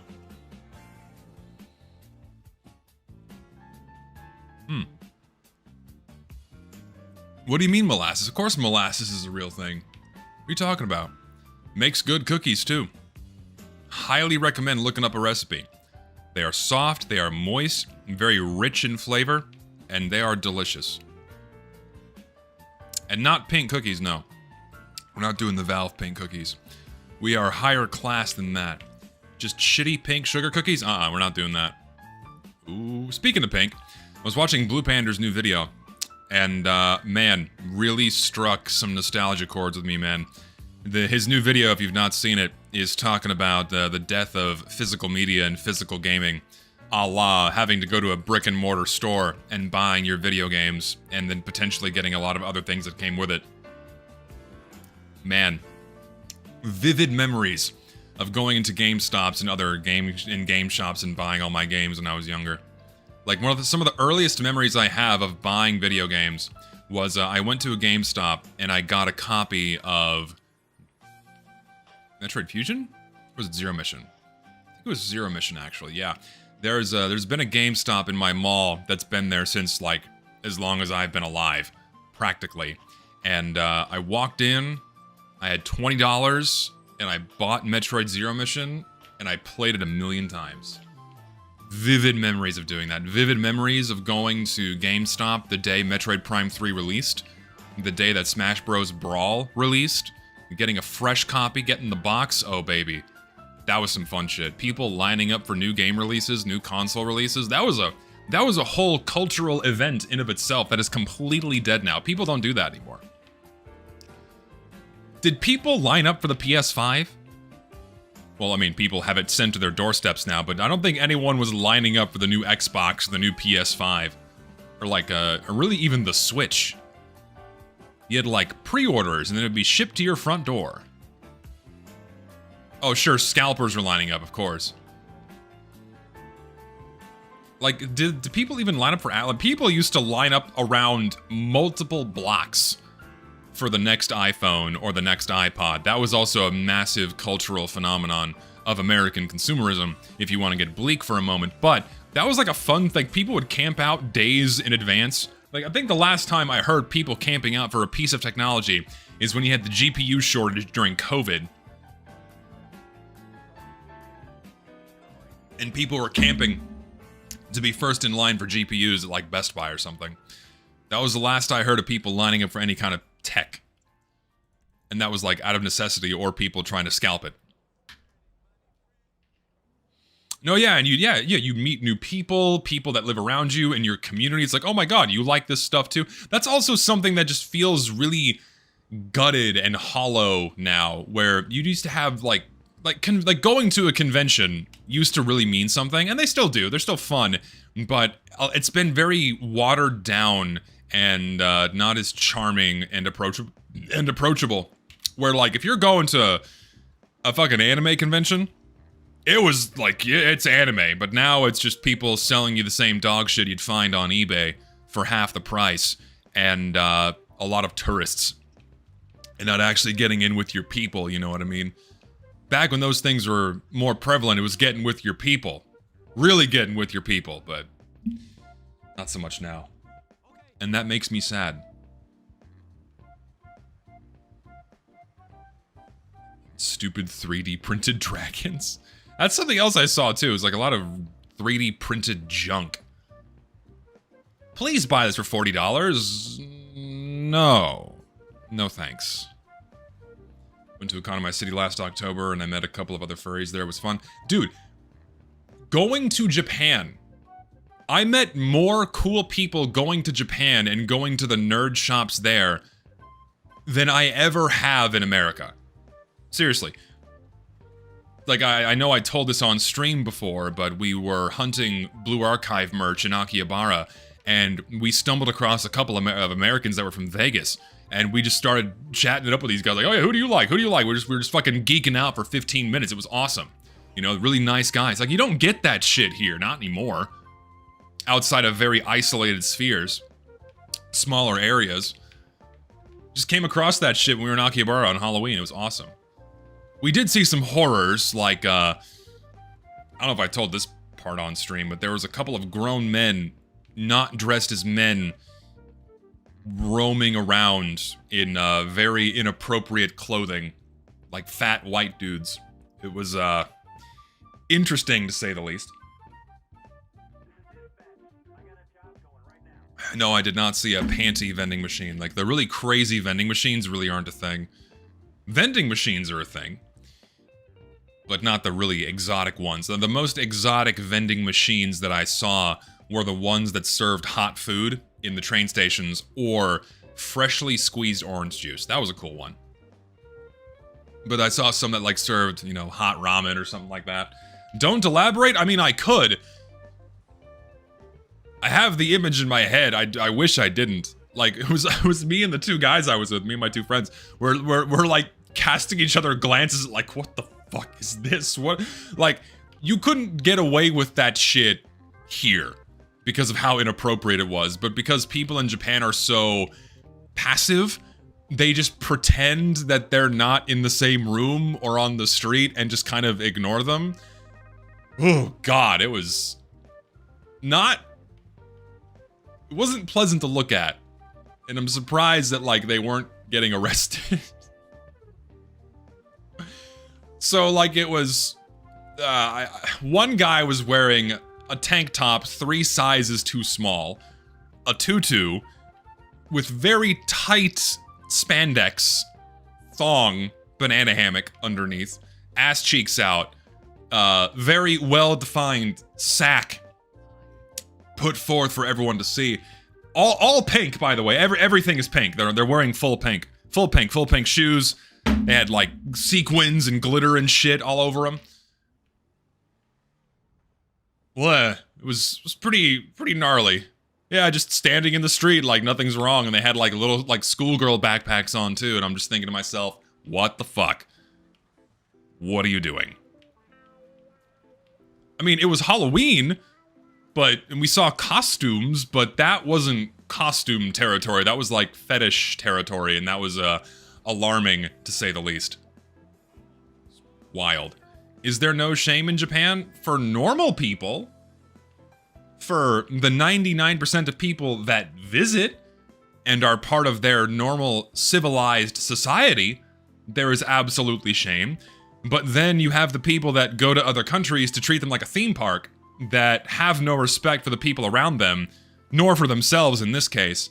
And, yeah, the result is a scarring image that will never leave my brain.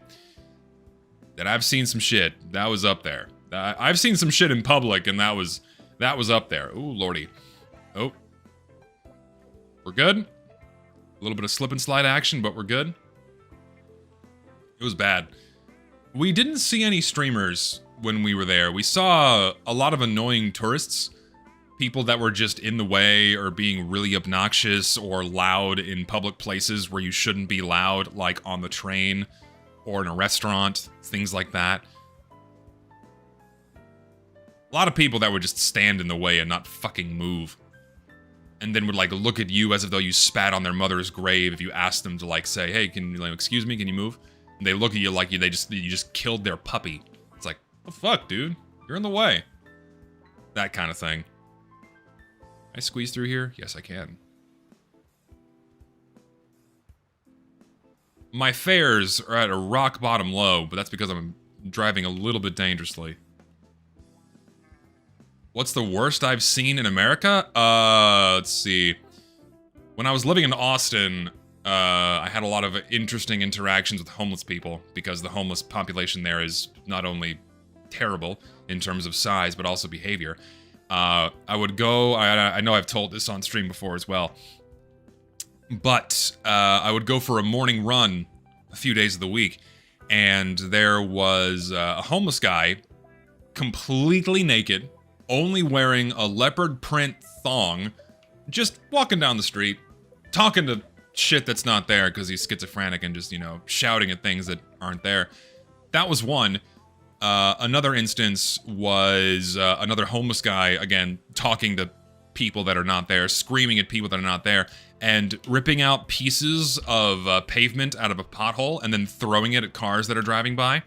And then when I jogged by him, he threw a piece of pavement at me and it missed my head by about that much. So that was like my sign of like, yeah, maybe I should get the fuck out of this city. I don't want to live here anymore. And I left. The Californians love it though. For whatever reason, the Californians just think that's an absolutely necessary part of society. I don't know why. Because they keep moving there in droves and they just fucking adore the homeless people, I guess. I don't fucking know. They love it there. I guess because it's still not as bad as the shit they deal with in California.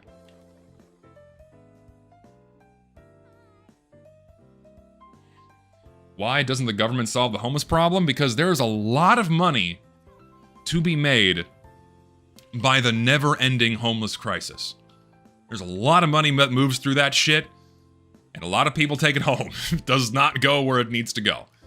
The solution that people think always works is simply throw more money at the problem, which usually goes into someone's salary or bonus, or it gets stolen or misused or misplaced, and yeah, it usually does not solve. The homeless issue in America is not an issue of a lack of housing, it's an issue of drugs. It's an issue of fucking drugs. Because all the people that are fucking homeless are on meth, or worse, or on heroin. And they're schizophrenic and screaming at ghosts in the street and tearing up each other and like tearing each other's clothes off because they're high on bath salts or something. It's mostly a drug problem.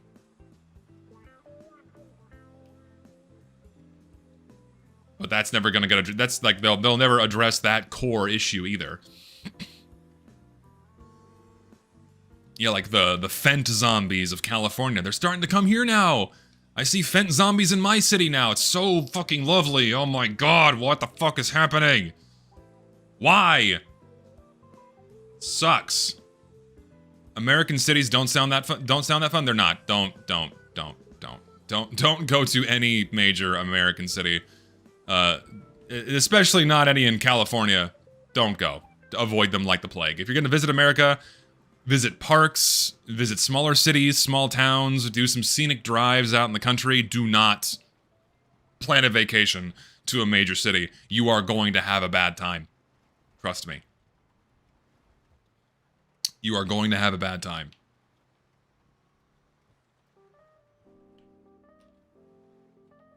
Conveniently, my garage is like right around the corner, so I'm gonna repair my shit.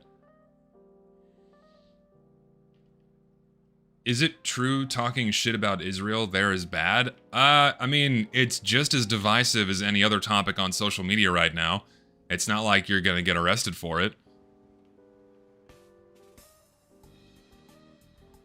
People, you know, there's two sides to that coin, and both are allowed to speak their piece here. It's the beauty. It is the beauty of having freedom of speech in this country, but no, it's not like you're gonna get in trouble.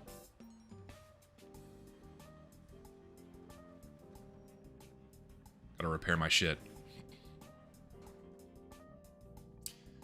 I went to San Japan like twice. This is when I was like barely out of high school. And the only reason I got sucked into that is I had the hots for a girl in my high school class, but it didn't work out. But, just, meh. Didn't stick around. The two sides of hating Israel. Come on now. Come on now.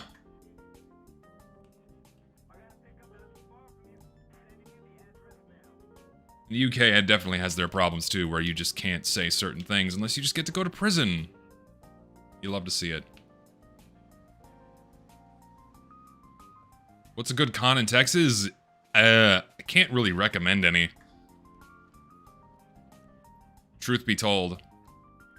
I haven't been to one in years also, so my opinions on them are not going to be up to date. So I think the last convention I went to was in 2014. It's been over 10 years, I know that much.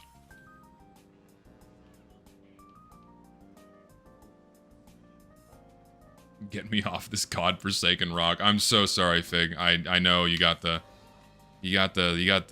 fun shit to deal with. Man in the UK was recently arrested for posting pictures of him shooting guns in Florida. What?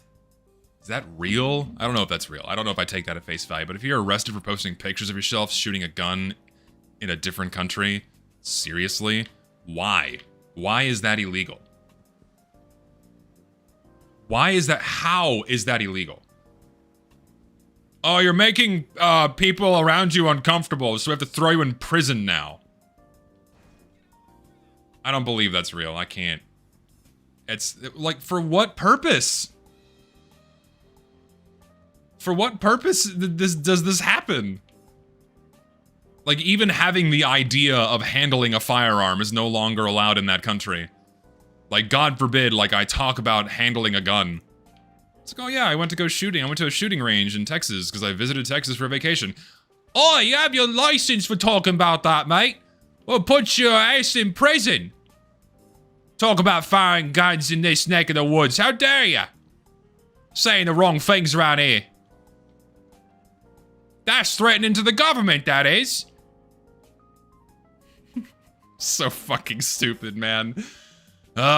Terrible accent, I know.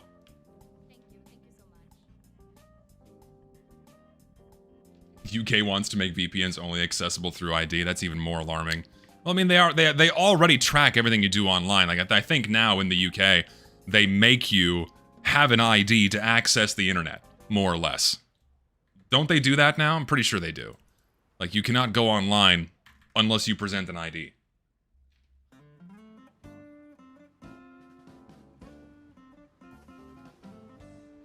Not yet. They did something recently. I think some websites or services require that you show an ID. I believe. No, yeah, I know VPNs are now effectively required to access things like Discord. Yeah, which is fucking insane to think about. And Lord knows when they'll clamp down on those.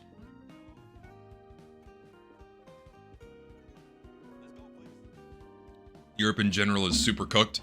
I have thoughts on that, but I can't share them.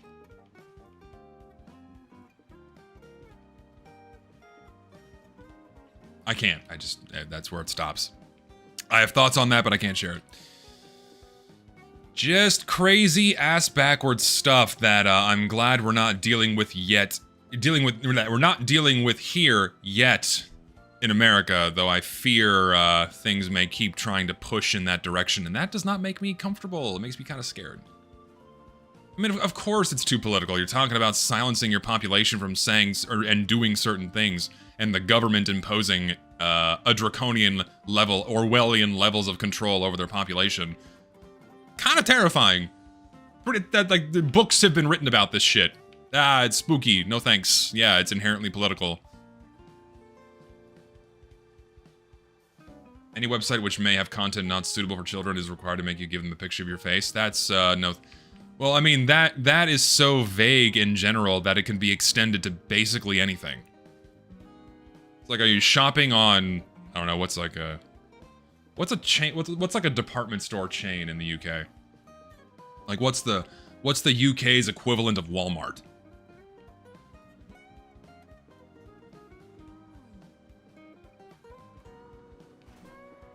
Oop.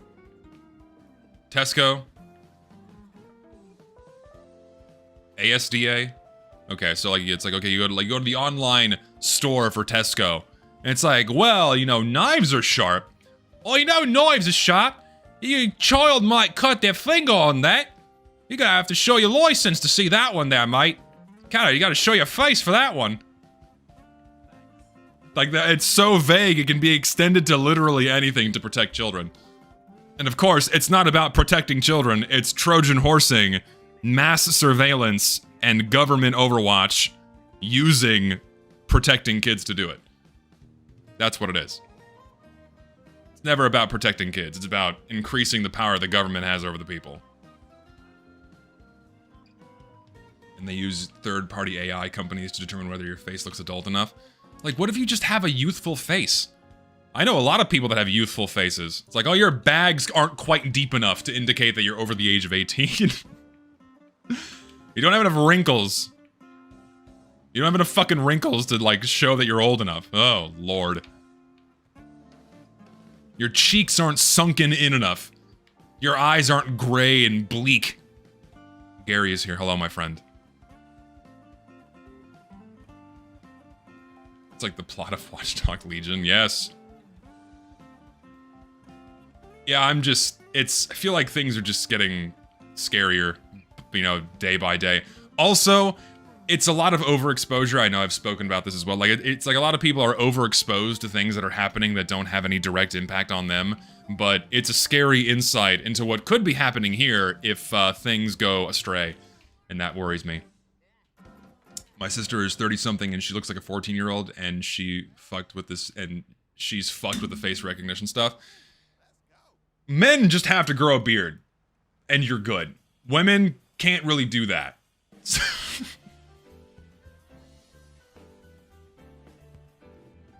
You look too happy to be an adult. You smiled in this picture.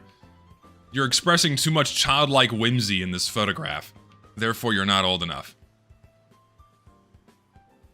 You draw a beard on yourself. I mean, weren't people using video game characters or AI generated pictures of people to like pass it off as a photo of themselves? You might still be able to do that. If so, clever. Yeah, using Gary's mod. Yes, there you go. Using a model from Gary's model, do it. Using Dr. Breen. Oh my god, that's wonderful. I wonder if that shit still works. How many times has Breen been used? Like, Breen is everywhere. My god, he's looking at like 50,000 things at one time. Holy shit. Male 07 breaking Orwellian tech. Hell yeah, dude. There's no real way around it unless they ask for a full scan of your ID, which I'm sure is going to come next. And then they'll microchip you.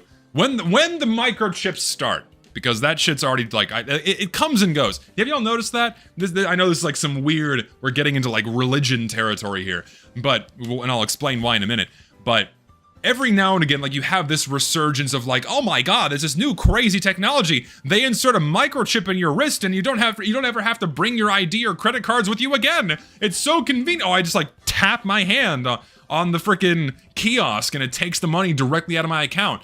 That shit's the mark of the beast. When that becomes mainstream, and when that becomes the norm, when you're fucking microchipped and everywhere you go and all the transactions you make and all the actions you perform are directly tracked by a fucking chip implanted in your fucking hand or your head or your tooth or something, that's the mark of the beast. That's the fucking 666 shit. That's Revelations coming down on us.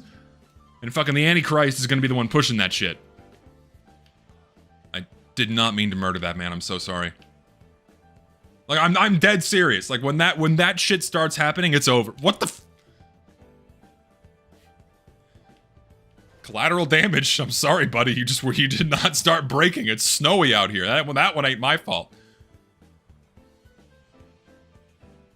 But like, I'm serious. Like, of course, like, you being religious or not, right? For me, I believe that that's some Antichrist shit. Where you're gonna have some figure come forth and then like convince a huge portion of the population, like, you need this microchip. It's gonna save you, it's gonna make your life a lot easier.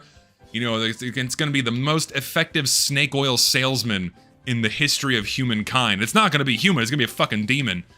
And then, you know, half the population's gonna be microchipped. It's over. That scares me. Yeah, like neural brain interfaces and shit like Gabe Newell's working on. Convenience entropy. No, yeah, it's always about convenience, making things easier, and the less it can inconvenience the common man, the more power you can have over a population.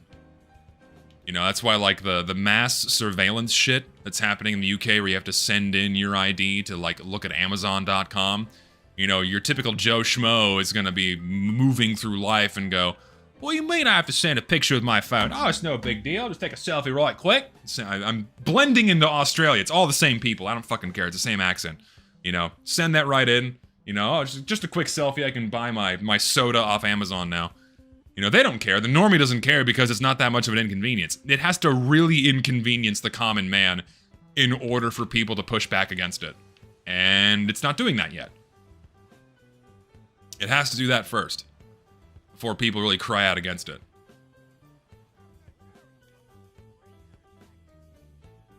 Reminding me of my grandpa when he was just discussing the microchip garbage a decade ago.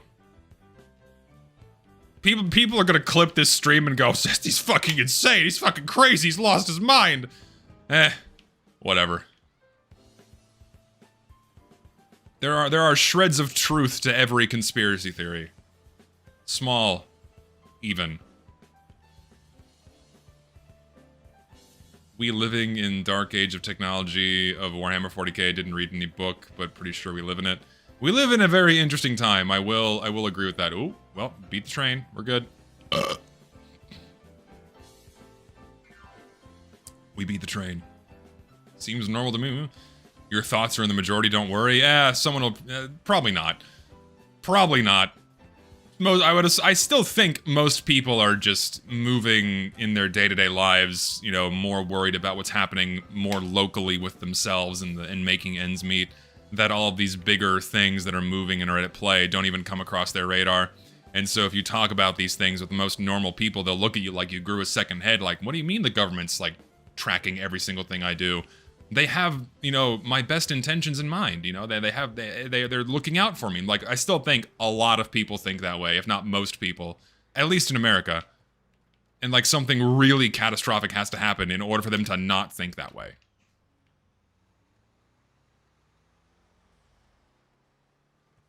Oh. Turning. But who knows? I could be totally wrong.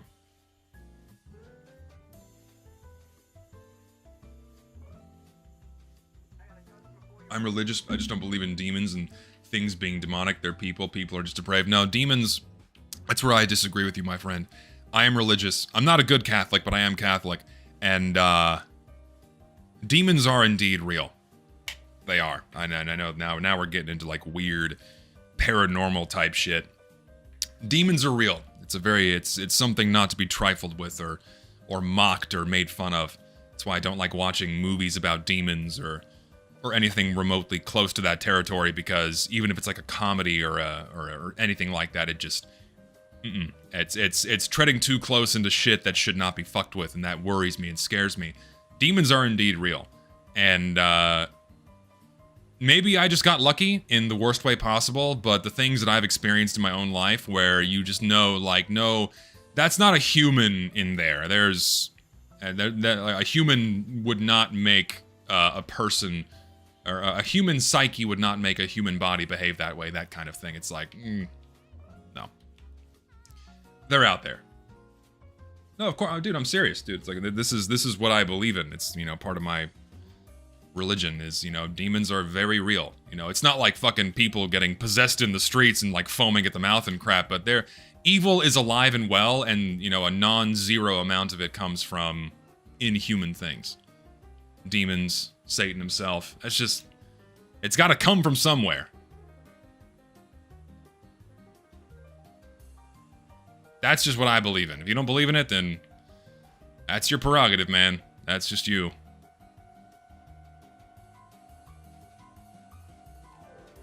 Blah! When people say they believe in God but not the devil, I disagree 100% of the time, because there's always opposite to everything. Yeah, you believing in God is an admission that you also believe in the opposite. Whether you call it Satan or the devil or what have you, heaven and hell, there's a balance to everything. 100%.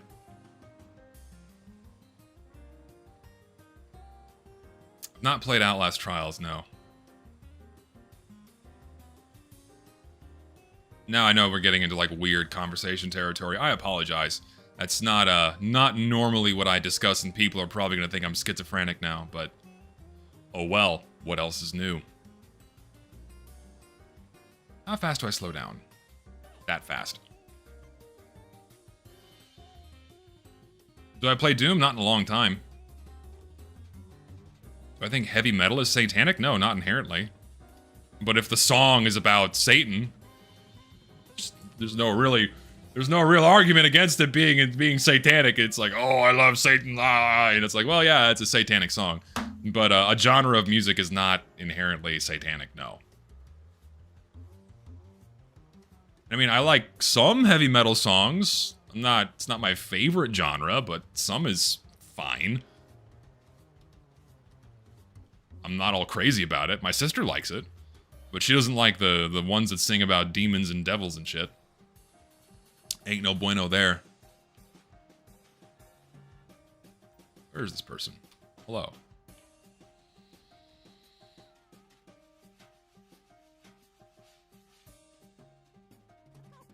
You reminded me of the time when people considered Pokemon satanic. Dude, those are the crazy people. Like, there are the crazies out there that take it too far. Like, oh, Pokemon is satanic, or Dungeons and Dragons is satanic. No, it's fucking kids having fun. It's like the same people that clutch their pearls over video games making people into mass murderers, that kind of nonsense. You know, there's nothing inherently evil about fucking Pokemon. As much as Peter would like you to believe, it's not. Ooh.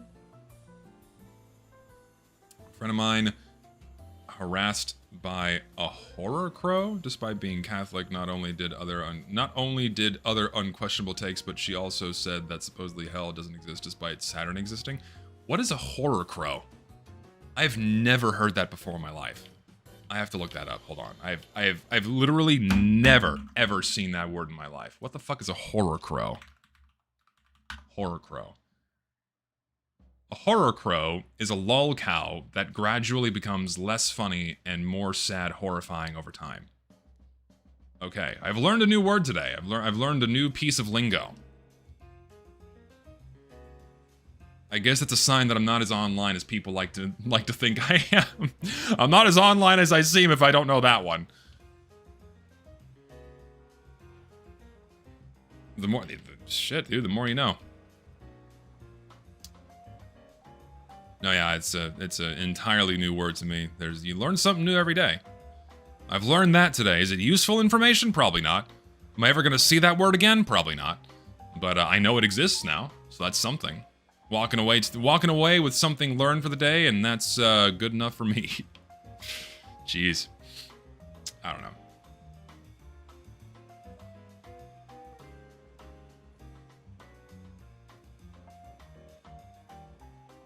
I had a thought and I lost it. But I need to get off the religion topic because I feel like I've been on that one too long.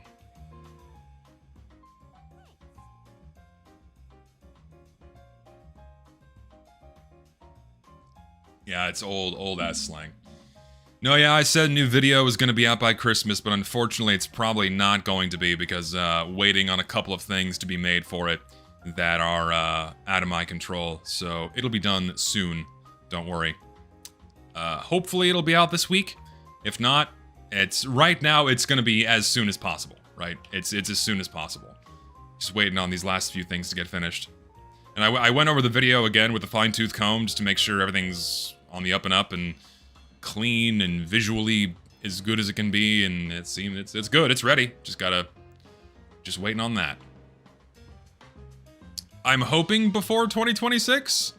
Ideally before 2026. I'm going out of town on Sunday and I won't be back until the new year. But hopefully the video will be up and ready by then.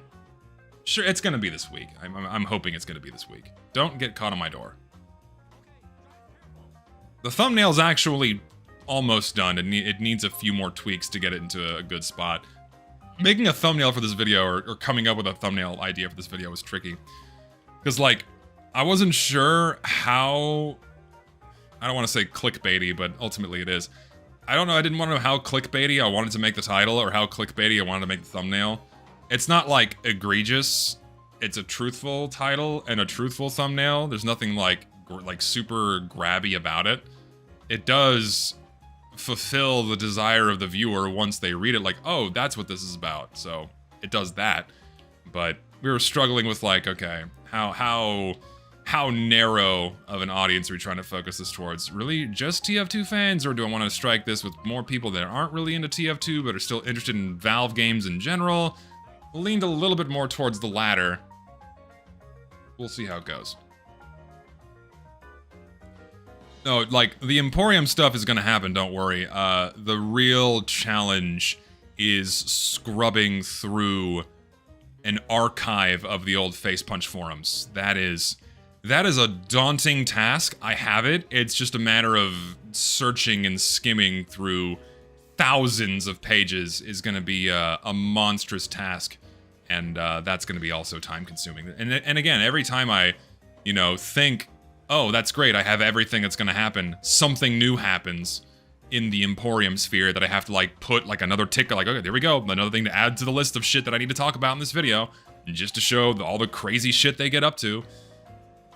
It's like the longer I wait, the more shit happens. I have to like just cut it off. Like this is all the crazy shit that happened up until December 2025. Everything else, everything that happened after this point is not discussed in this video. It's like every month something happens.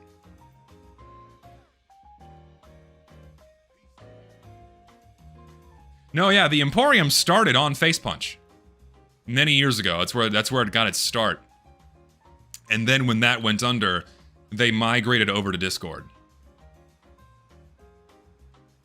Do you think TF2ers will eventually just go away? I think they're running out of ideas. Once YouTube stops, or sorry, once TF2 videos stop earning them money, then they will go away. At least the majority of them. Some of the guys will still stick around because they care about the game and they're passionate for it, but the majority, at least the ones we have that are active right now, as soon as it's not profitable anymore, they're gonna move on. 100%.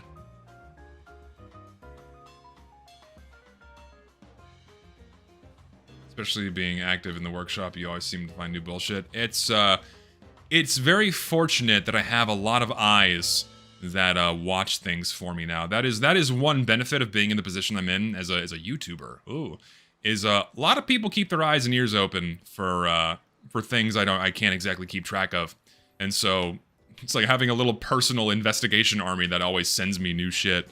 So that's useful. I heard about the new Whammo controversy. What did he do? What? He's making internet slop videos while, you know, butt-fucking ladyboys in Thailand. What happened?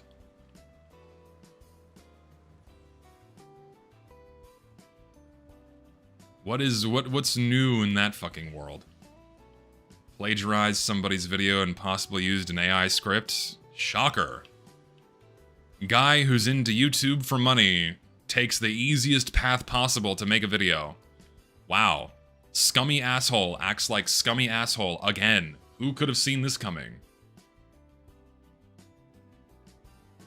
Anything to say about TF2 Gold Rush? I'm having fun myself, but there's some tension in the air. No. I got nothing to say. I have nothing to say. What else needs to be said, really?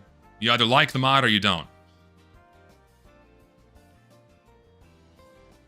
And if anything I say is just going to be shit that I've repeated on stream multiple times. You either like the mod or you don't. People need to stop weighing a mod against the vanilla game because it's not meant to be the vanilla game. It's meant to be a different experience away from the vanilla game.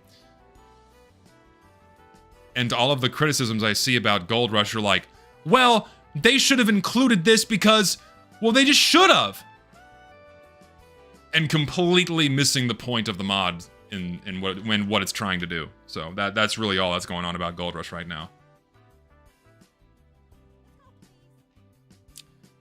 Gold Rush is just controversial and lost the brunt of its release player count. I fear it will probably fade out and doesn't address some of the stuff people dislike, namely Pyro Flames and Homewrecker. No, they're still working on that stuff. They're still they're working on fixing the flames. Like the creators of the mod are still working on it.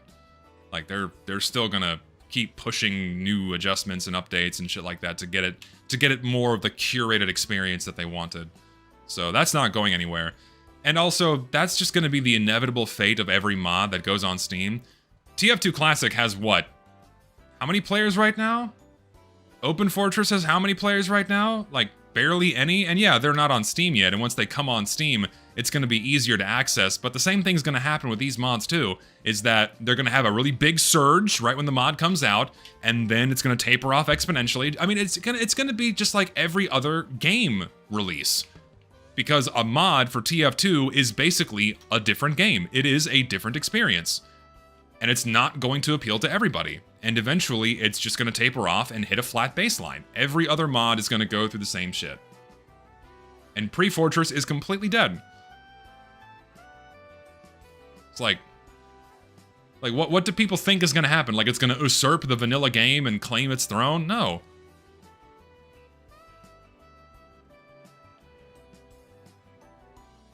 No mod's going to do that. No mod is going to be able to replace the vanilla game.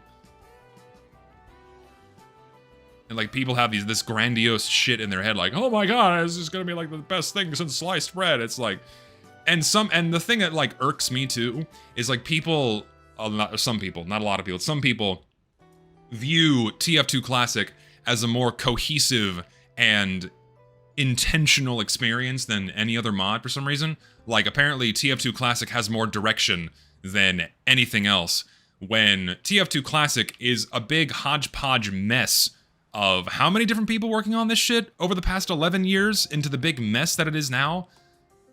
And somehow that has more intention and direction than any other mod. It's so stupid.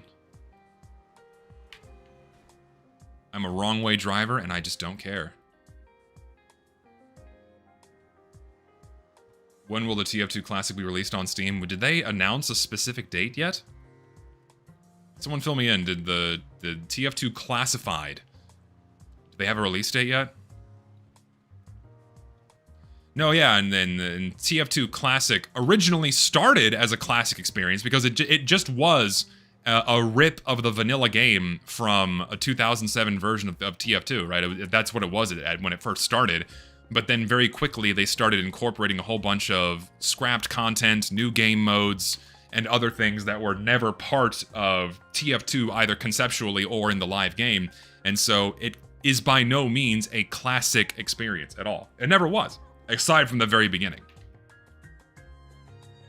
So the name change is appropriate into Classified.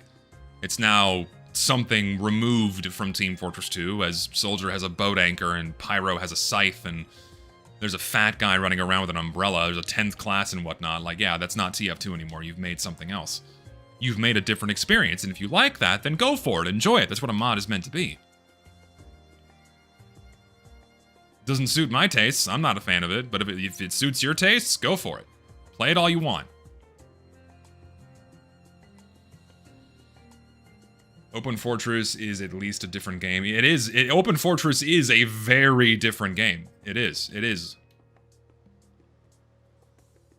Civilian is a part of Team Fortress, so it's not that far up. But that's part of Team Fortress, not TF2.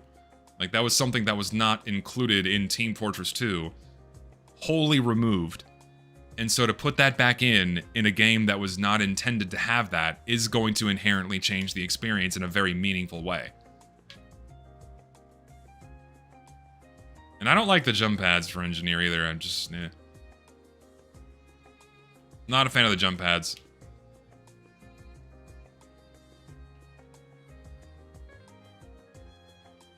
You know something about a game like Dota 2, you don't see any cultural relevance like other Valve games? Why? Yeah, Dota doesn't have much presence, does it? Dota is a very compartmentalized and segmented off sphere, where Dota is really just for Dota fans. It's a very hard thing to break into. It's a very complex game, and a lot of the people that have been playing it it's a fucking MOBA also. So it does not have much presence.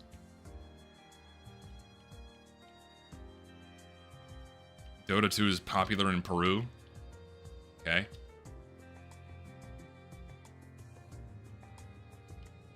I mean, aside from League, what other big MOBAs are out there right now? Not many. Turn this around.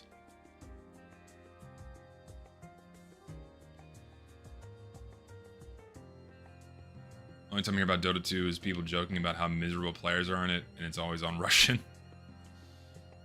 I never hear anything about Dota. Ever. Like, I hear so many things about so many other games, Dota not being one of them, ever. I hear more about Deadlock than I hear about Dota. There you are. Yeah, and no, yeah, it's my point, too. MOBAs are not easy games to get into at all. And, not very new player-friendly whatsoever. You have to have a certain flavor of depravity and mental illness and autism all at the same time in order to get into a MOBA. And if you can do that shit, you're a different flavor of human. MOBA players cannot be real. No, they're very real. I know a few. I do know a few. My voice is getting tired. I'm probably gonna cut the stream after this last delivery. It's gonna be short today, folks. I am sorry. I'm also not feeling up to snuff. I think I have a fever coming on. So we'll do this last one, and that'll be the stream for the day. And then oh, right. Oh, fuck. I forgot I have my slop diary I have to do. Hold on. Delivery, then slop, and then that'll be the stream. So let me drop off this last boy, and then I will go get the delicacy I purchased at the store today. Because of course we were out of things we needed to finish all of our holiday cooking, and I stumbled across something rather diabolical that I just had to try. So let's get this last man to his home. Everyone my age plays League in your country? I don't think I've ever met a single person that plays a MOBA in real life. I think they only exist online.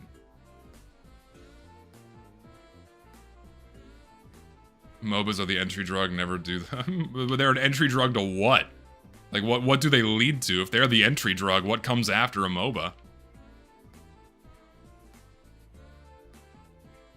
What's worse than that?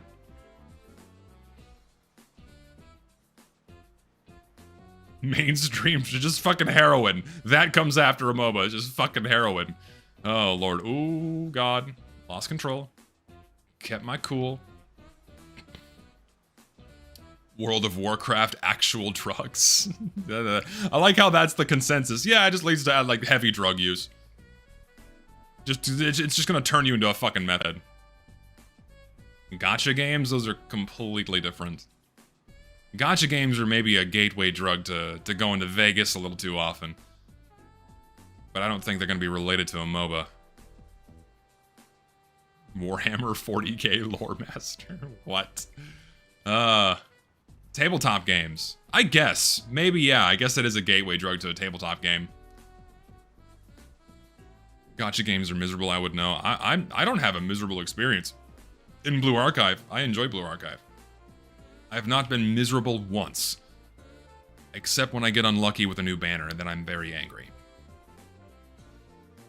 Vegas isn't even good enough to be compared to Gacha, and I hate Gacha. Vegas is, like, a scam. I mean, it's always been a scam, but it's even more of a scam now, how expensive it is to go there. Like, what's the point?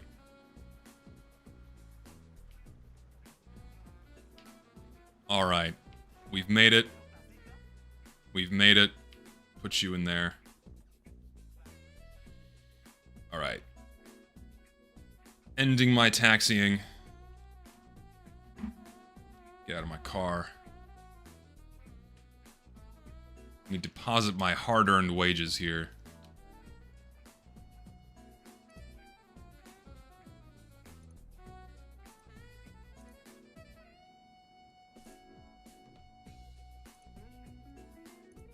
And we're good.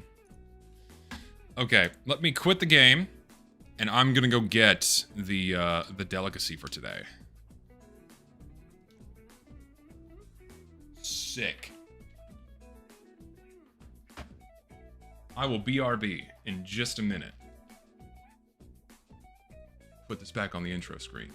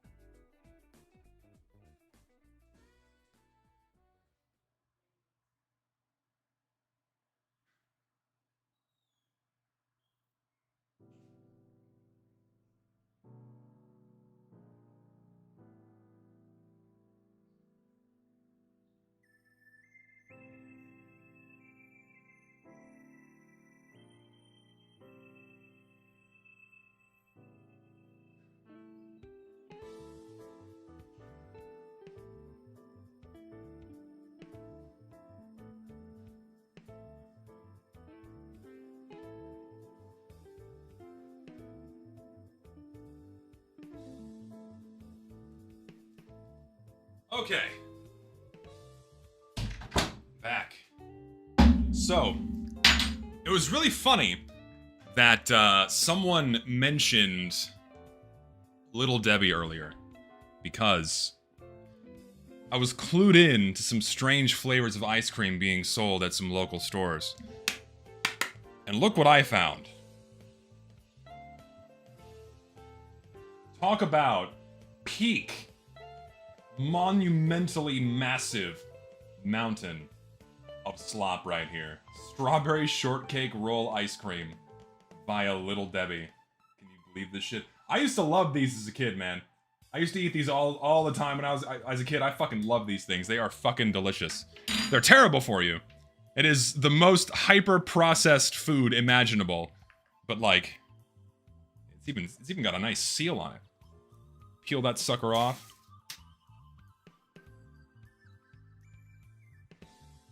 Looks like your normal kind of ice cream, I guess. Has no scent. It's kind of alarming. Usually ice cream has some kind of smell to it. I wonder if it has pieces in it. That's the real concern. Let's see. Let's get a good spoon, a good bite here. Go with that.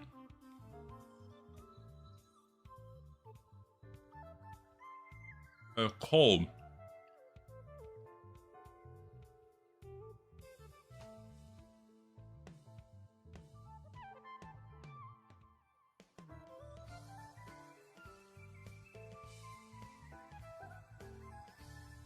I mean, yeah, they know what they're doing. They know what they're doing. It tastes really good. It tastes like sugar. It tastes like artificial strawberry. It's got the little cake pieces in it. It's got like the fruit jelly ribbon. You know, it's good.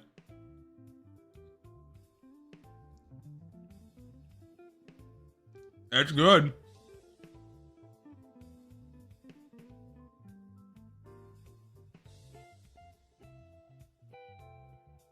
$21 grams of sugar for 2/3 of a cup. This is like a 9. This is scrumptious. This is delicious. I would if you want to get fat, if you want to get some terrible calories, get this. This is actually fucking delicious. My God. This is not gonna last long in this household. I might actually demolish it. This is something else, man. I will allow myself a treat for the holiday season. And I think that's gonna be it. Yummy. 9 out of 10 slop diaries, my friends. Good God. That'll kill you. That you eat half of that, that'll probably put you into a damn coma, and you're done. You're gonna end up in a hospital. So many artificial flavors and colors in this, it is guaranteed to turn you into a hunk of plastic. Not good for you. Don't do it. But it tastes damn good because they know what they're doing over there. I love artificially engineered food designed to make me eat more of it and get fat and addicted. It's perfect. It's the American way. Anyway. That's the stream, y'all. Thank you for hanging out. I might be streaming on Saturday. I'll let you know in the Discord. If not, Merry Christmas and Happy New Year to all of you. Thank you for hanging out. And thank you for all the lovely donations today. You're very kind individuals. And yeah, hope you have a good time with friends and family. And I may or may not see you next year. New video, hopefully this week. You'll know it when it goes live. Alright, I'll see y'all.